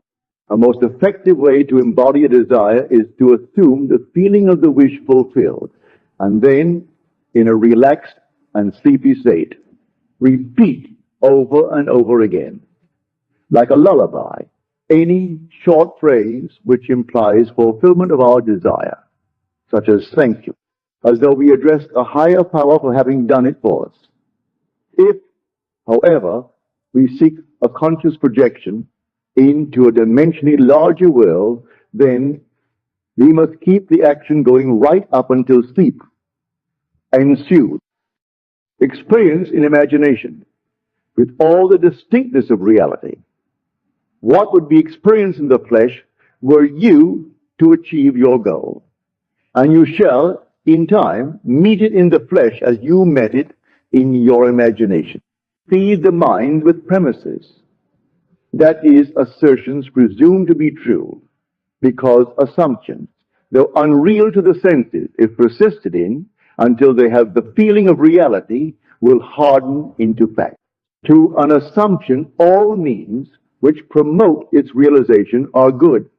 It influences the behavior of all by inspiring in all the movements, the actions, and the words which tend towards its fulfillment. To understand how man molds his future in harmony with his assumption, we must know what we mean by a dimensionally larger world. For it is to a dimensionally larger world that we go to alter our future. The observation of an event before it occurs implies that the event is predetermined from the point of view of man in the three-dimensional world. Therefore, to change the conditions here in the three dimensions of space, we must first change them in the four dimensions of space.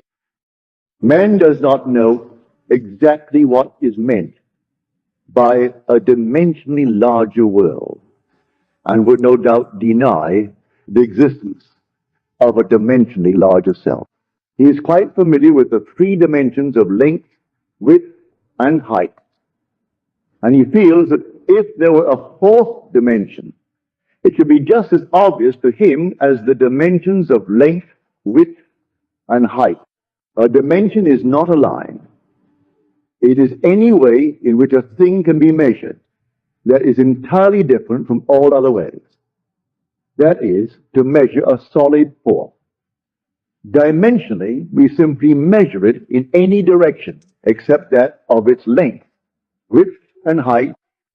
Is there another way of measuring an object other than those of its length, width, and height? Time measures my life without employing the three dimensions of length, width, and height. There is no such thing as an instantaneous object. Its appearance and disappearance are measurable. It endures for a definite length of time. We can measure its lifespan without using the dimensions of length, width, and height. Time is definitely a fourth way of measuring an object. The more dimensions an object has, the more substantial and real it becomes. A straight line which lies entirely in one dimension, acquires shape, mass, and substance by the addition of dimension. What new quality would time, the fourth dimension, give which would make it just as vastly superior to solids as solids are to surfaces, and surfaces are to lines? Time is a medium for changes in experience because all changes take time. The new quality is changeability. Observe that if we bisect a solid, its cross-section will be a surface. By bisecting a surface, we obtain a line. And by bisecting a line, we get a point. This means that a point is but a cross-section of a line, which is, in turn, but a cross-section of surface, which is, in turn, but a cross-section of a solid, which is, in turn, if carried to its logical conclusion, but a cross-section of a four-dimensional object. We cannot avoid the inference that all three-dimensional objects are but cross-sections of four-dimensional bodies. Which means, when I meet you, I meet a cross-section of the four-dimensional you, the four-dimensional self. That is not seen.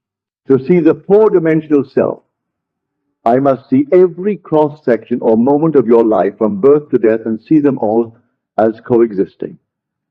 My focus should take in the entire array of sensory impressions which you have experienced on earth, plus those you might encounter. I should see them, not in the order in which they were experienced by you, but as a present whole. Because change is the characteristic of the fourth dimension, I should see them in a state of flux as a living, animated whole.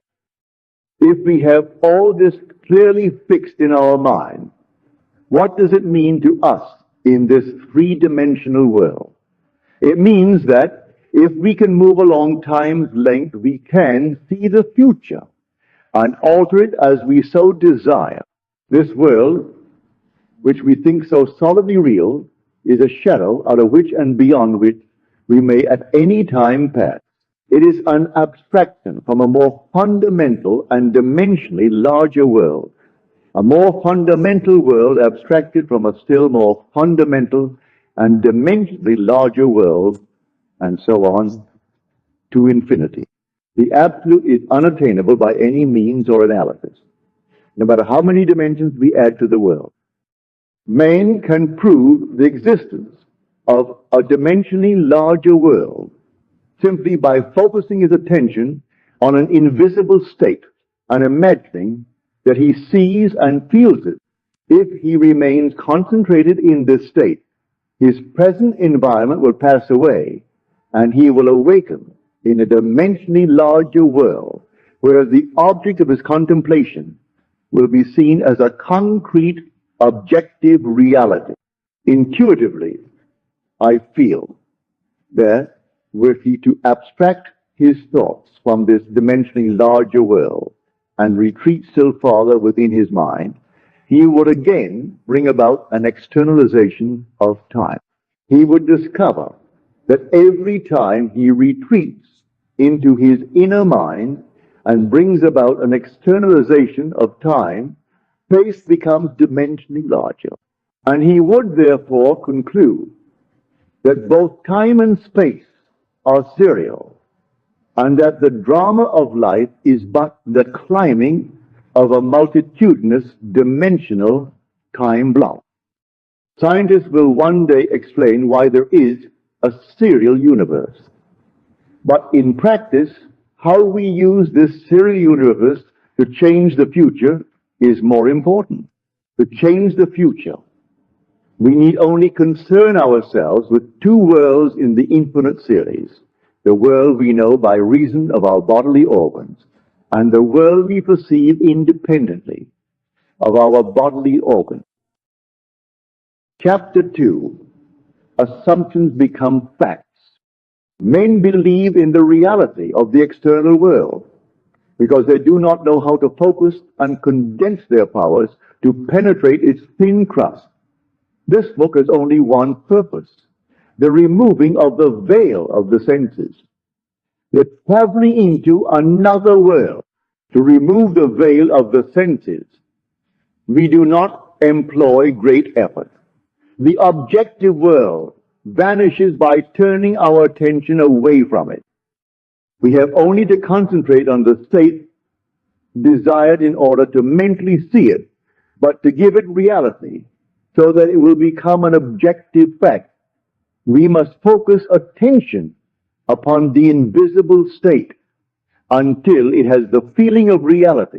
When, through concentrated attention, our desire appears to possess the distinctness and feeling of reality, we have given it the right to become a visible, concrete fact. If it is difficult to control the direction of your attention while in a state akin to sleep, you may find gazing fixedly into an object very helpful. Do not look at its surface, but into and beyond any plane object, such as a wall, a carpet, or any other object which possesses depth. Arrange it to return as little reflection as possible. Imagine then that in this depth you are seeing and hearing what you want to see and hear until your attention is exclusively occupied by the imagined state. At the end of your meditation, when you awake from your controlled waking dream, you feel as though you had returned from a great distance. The visible world which you had shut out returns to consciousness, and by its very presence informs you that you have been self-deceived into believing that the object of your contemplation was real. But if you know that consciousness is the one and only reality, you will remain faithful to your vision, and by the sustained mental attitude confirm your gift of reality and prove that you have the power to give reality to your desires, that they may become visible, concrete facts. Define your ideal and concentrate your attention upon the idea of identifying yourself with your ideal. Assume the feeling of being it, the feeling that would be yours were you already the embodiment of your ideal. Then live and act upon this conviction. This assumption, though denied by the senses, if persisted in, will become fact. You will know when you have succeeded in fixing the desired state in consciousness by simply looking mentally at the people you know. In dialogues with yourself, you are less inhibited and more sincere than in actual conversations with others. Therefore, the opportunity for self-analysis arises when you are surprised by your mental conversations with others. If you see them as you formerly saw them, you have not changed your concept of self. For all changes of concepts of self result in a changed relationship to your world. In your meditation, allow others to see you as they would see you. You are this new concept of self, a concrete fact. You always seem to others an embodiment of the ideal you inspire. Therefore, in meditation, when you contemplate others, you must be seen by them mentally as you would be seen by them. Physically, were your concept of self an objective fact. That is, in meditation, you imagine that they see you expressing that which you desire to be. If you assume that you are what you want to be, your desire is fulfilled, and in fulfillment, all longing is neutralized. You cannot continue desiring what you have already realized. Your desire is not something you labor to fulfill. It is recognizing something you already possess. It is assuming the feeling of being that which you desire to be. Believing and being are one. The conceiver and his conception are one. Therefore, that which you conceive yourself to be can never be so far off as even to be near. For nearness implies separation. If thou canst believe, all things are possible to him that believeth. Being is the substance of things hoped, the evidence of things not yet seen. If you assume that you are what you want to be, then you will see others as they are related to your assumption. If, however, it is the good of others that you desire, then in meditation you must represent them to yourself as already being that which you desire them to be. It is through desire that you rise above your present sphere, and the road from longing to fulfillment is shortened as you experience in imagination what you would experience in the flesh, were you already the embodiment of the ideal you desire to be. I have stated that man has at every moment of time the choice before him which of several futures he will encounter.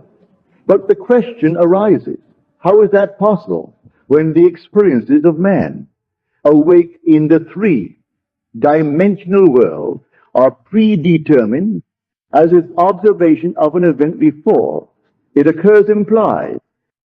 This ability to change the future will be seen if we liken the experiences of life on earth to this printed page. Man experiences events on earth singly and successively in the same way that you are now experiencing the words of this page. Imagine that every word on this page represents a single sensory impression. To get the context, to understand my meaning, you focus your vision of the first word in the upper left-hand corner, and then move your focus across the page from left to right, letting it fall on the word singly and successively. By the time your eyes reach the last word on this page, you have extracted my meaning. Suppose, however, on looking at the page, with all the printed words thereon equally present, you decided to rearrange them. You could, by rearranging them, tell an entirely different story. In fact, you could tell many different stories. A dream is nothing more than uncontrolled, four-dimensional thinking, or the rearrangement of both past and future sensory impressions. Man seldom dreams of events in the order in which he experiences them when awake. He usually dreams of two or more events which are separated in time, fused into a single sensory impression. Or in his dream, he so completely rearranges his single waking sensory impressions that he does not recognize them when he encounters them in his waking state. For example, I dreamed that I delivered a package to the restaurant in my apartment building. The hostess said to me, "You can't have that there." Whereupon the elevator operator gave me a few letters, and as I thanked him for them, he in turn thanked me. At this point, the night elevator operator appeared and waved a greeting to me. The following day, as I left my apartment, I picked up a few letters which had been placed at my door. On my way down, I gave the day elevator operator a tip and thanked him for taking care of my mail. Whereupon he thanked me for the tip. On my return home that day, I overheard a doorman say to a delivery man, "You can't leave that there." As I was about to take the elevator up to my apartment, I was attracted by a familiar face in the restaurant. And as I looked in, the hostess greeted me with a smile. Late that night, I escorted my dinner guests to the elevator. And as I said goodbye to them, the night operator waved goodnight to me.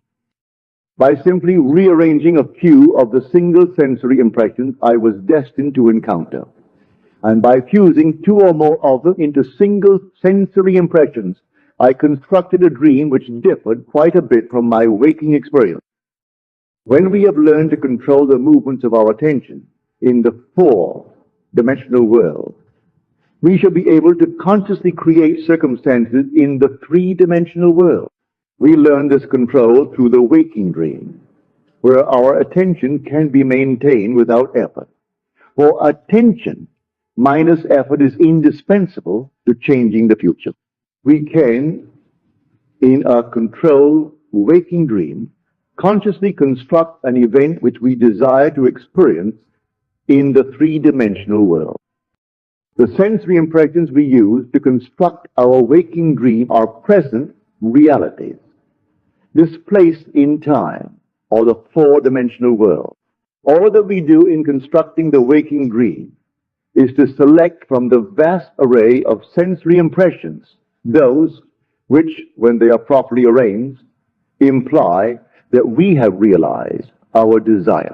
With the dream clearly defined, we relax in a chair and induce a state of consciousness akin to sleep, a state which, although bordering on sleep, leaves us in conscious control of the movements of our attention. When we've achieved that state, we experience in imagination what we would experience in reality were this waking dream an objective fact. In applying this technique to change the future, it is important always to remember that the only thing which occupies the mind during the waking dream is the waking dream, the predetermined action which implies the fulfillment of our desire. How the waking dream becomes physical fact is not our concern.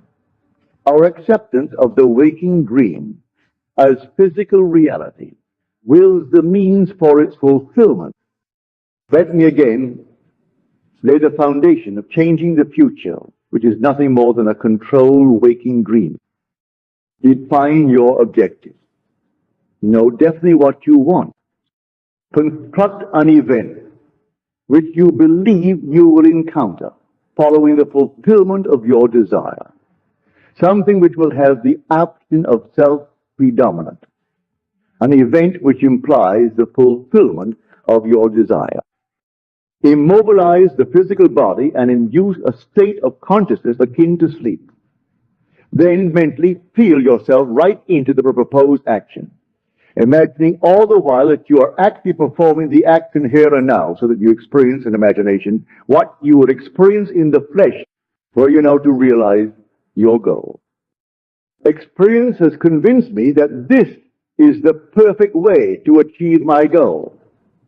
However, my own many failures would convict me were I to imply that I have completely mastered the movements of my attention. I can, however, with the ancient teachers say, this one thing I do, forgetting those things which are behind, and reaching forth unto those things which are before, I press toward the mark for the prize. Chapter 3, Power of Imagination. Ye shall know the truth, and the truth shall make you free. Men claim that a true judgment must conform to the external reality to which it relates. This means that if I, while in prison, suggest to myself that I am free and succeed in believing that I am free, it is true that I believe in my freedom. But it does not follow that I am free, for I may be the victim of illusion. But because of my own experiences, I have come to believe in so many strange things that I see little reason to doubt the truth of things that are beyond my experience. The ancient teachers warned us not to judge from appearances because, said they, the truth need not conform to the external reality to which it relates. They claim that we bore false witness if we imagine evil against another. That no matter how real our belief appears to be, how truly it conforms to the external reality to which it relates, if it does not make free the one of whom we hold the belief, it is untrue and therefore a false judgment. We are called upon to deny the evidence of our senses and to imagine as true of our neighbor that which makes him free. Ye shall know the truth, and the truth shall make you free. To know the truth of our neighbor, we must assume that he is already that which he desires to be. Any concept we hold of another that is short of his fulfilled desire will not make him free, and therefore cannot be the truth. Instead of learning my craft in schools where attending courses and seminars is considered a substitute for self-acquired knowledge, my schooling was devoted almost exclusively to the power of imagination. I stayed for hours imagining myself to be other than that which my reason and my senses dictated, until the imagined states were vivid as reality. So vivid at Passover, I became but a part of my imagination and acted as I would have them. By the power of imagination, my fantasy led theirs and dictated to them their behavior, and the behavior and the discourse they held together while I was identified with my imagined state. Man's imagination is the man himself, and the world as imagination sees it is the real world.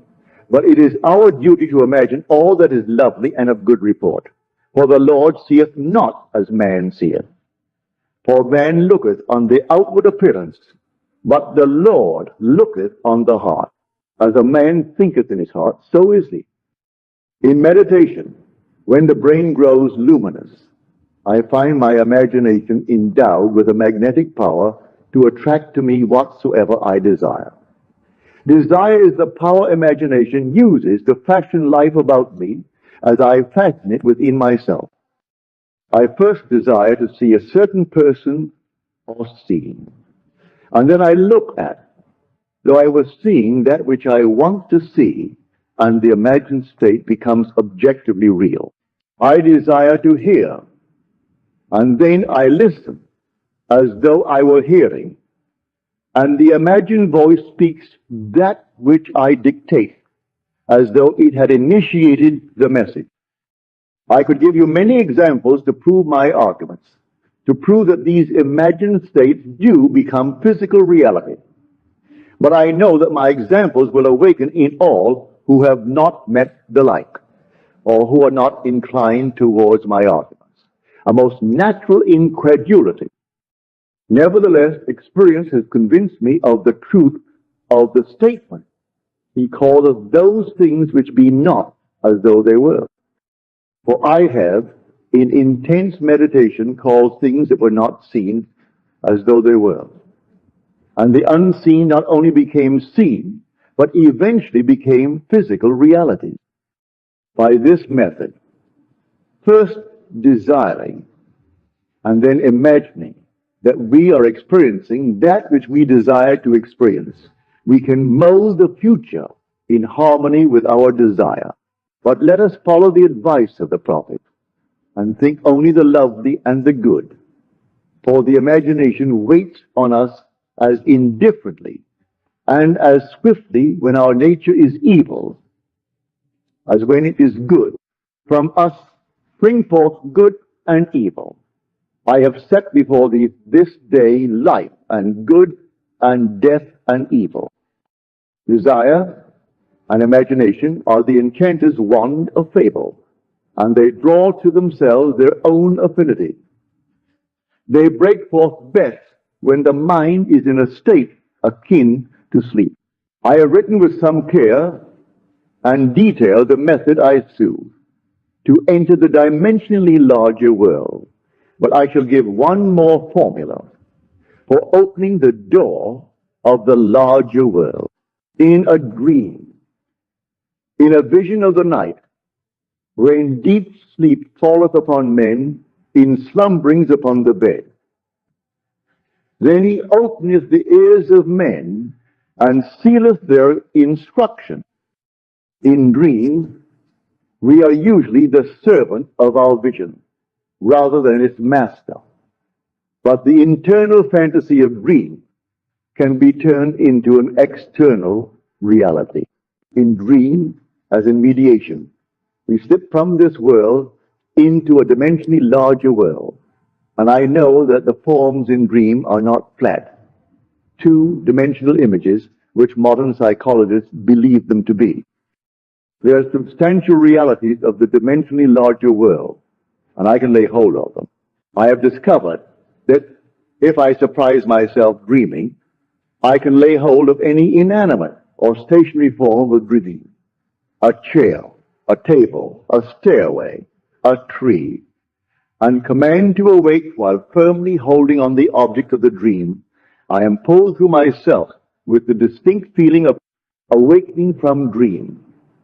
I awaken in another sphere, holding the object of my dream, to find that I am no longer the servant of my vision, but its master, for I am fully conscious and in control of the movements of my attention. It is in this fully conscious state, when we are in control of the direction of thought, that we call things that are not seen as though they were. In this state, we call things by wishing and assuming the feeling of our wish fulfilled. Unlike the world of three dimensions, where there is an interval between our assumption and its fulfillment, in the dimensionally larger world, there is an immediate realization of our assumption. The external reality instantly mirrors our assumption. Here, there is no need to wait 4 months till harvest. We look again as though we saw, and lo and behold, the fields are already white to harvest. In this dimensionally larger world, you shall not need to fight. Set yourselves, stand ye still, and see the salvation of the Lord with you. And because that greater world is slowly passing through our three-dimensional world, we can, by the power of imagination, mold our world in harmony with our desire. Look as though you saw. Listen as though you heard. Stretch forth your imaginary hand as though you touched, and your assumptions will harden into fact.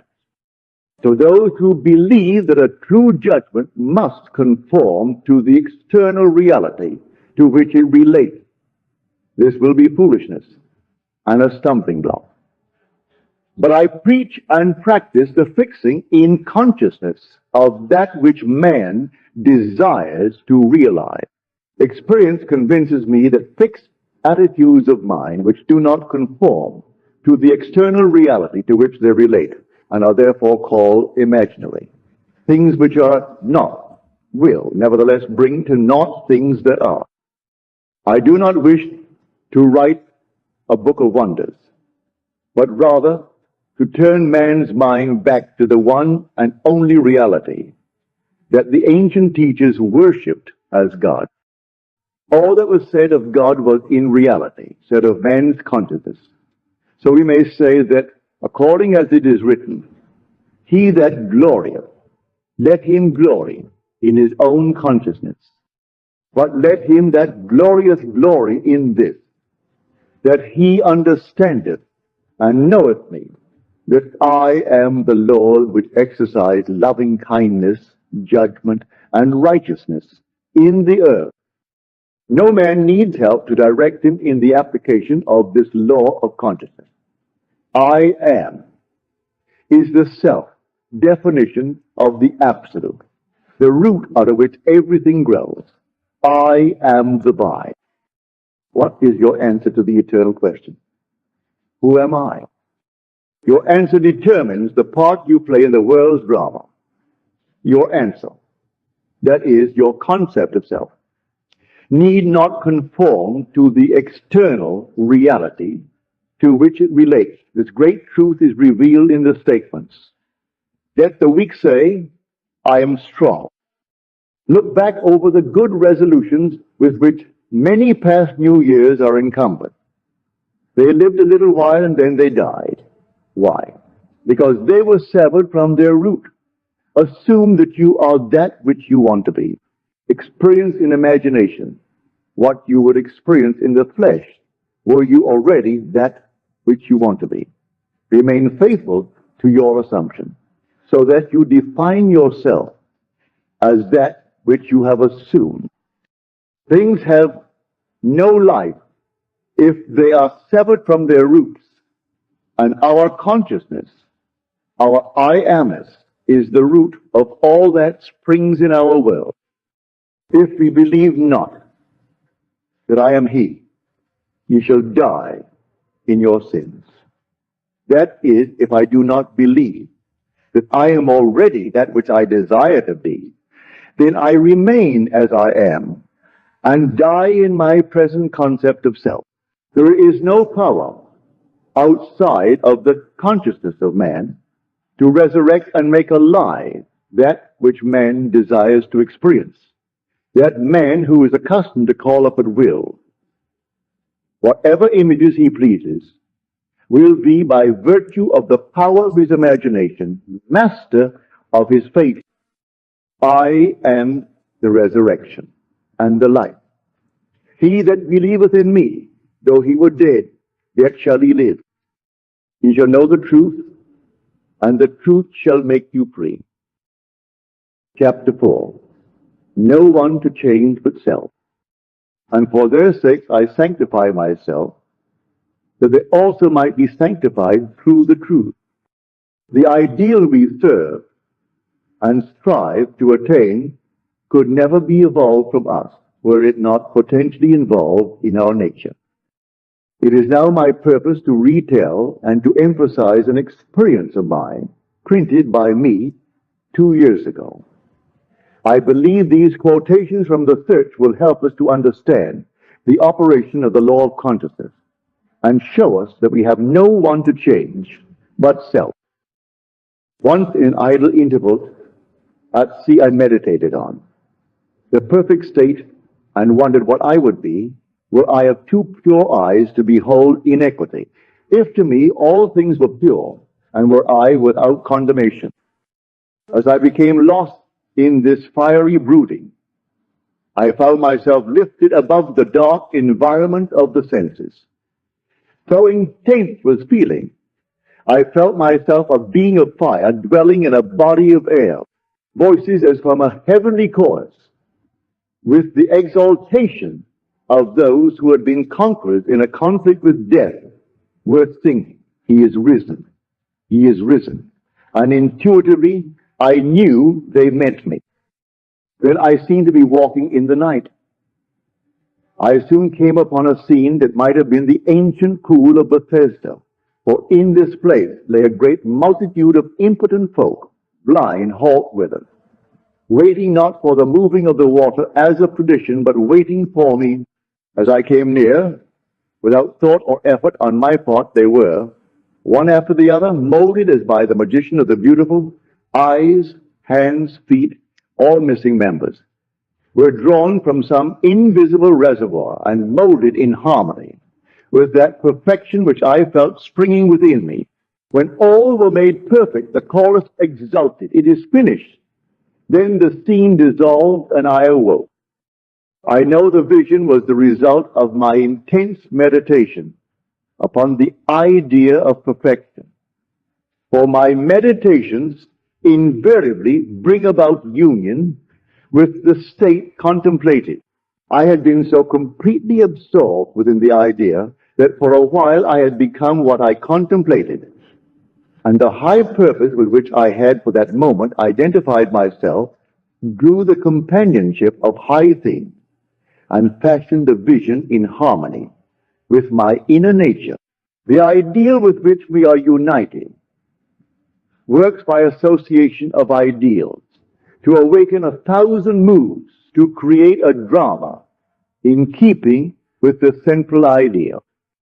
My mystical experiences have convinced me that there is no way to bring about the outer perfection we seek other than by the transformation of ourselves. In the divine economy, nothing is lost. We cannot lose anything save by descent from the sphere where the thing has its natural life. There is no transforming power in death, and whether we are here or there, we fashion the world that surrounds us by the intensity of our imagination and feeling. And we illuminate or darken our lives by the concepts we hold of ourselves. Nothing is more important to us than our conception of ourselves. And especially is this true of our concept of the dimensionally great one within us. Those who help or hinder us, whether they know it or not, are the servants of that law which shapes outward circumstances in harmony with our inner nature. It is our conception of ourselves which frees or constrains us, though it may use material agencies to achieve its purpose. Because life molds the outer world to reflect the inner arrangement of our minds, there is no way of bringing about the outer perfection we seek other than by the transformation of ourselves. No help cometh from without. The hills to which we lift our eyes are those of an inner reign. It is thus to our own consciousness that we must turn as to the only reality, the only foundation on which all phenomena can be explained. We can rely absolutely on the justice of this law to give us only that which is of the nature of ourselves. To attempt to change the world before we change our concept of ourselves is to struggle against the nature of things. There can be no outer change until there is first an inner change, as within, so without. I am not advocating philosophical indifference when I suggest that we should imagine ourselves as already that which we want to be, living in a mental atmosphere of greatness rather than using physical means and arguments to bring about the desired change. Everything we do, unaccompanied by a change of consciousness, is but futile readjustment of surfaces. However we toil or struggle, we can receive no more than our assumptions affirm. To protest against anything which happens to us is to protest against the law of our being and our rulership over our own destiny. The circumstances of my life are too closely related to my conception of myself not to have been formed by my own spirit from some dimensionally larger storehouse of my being.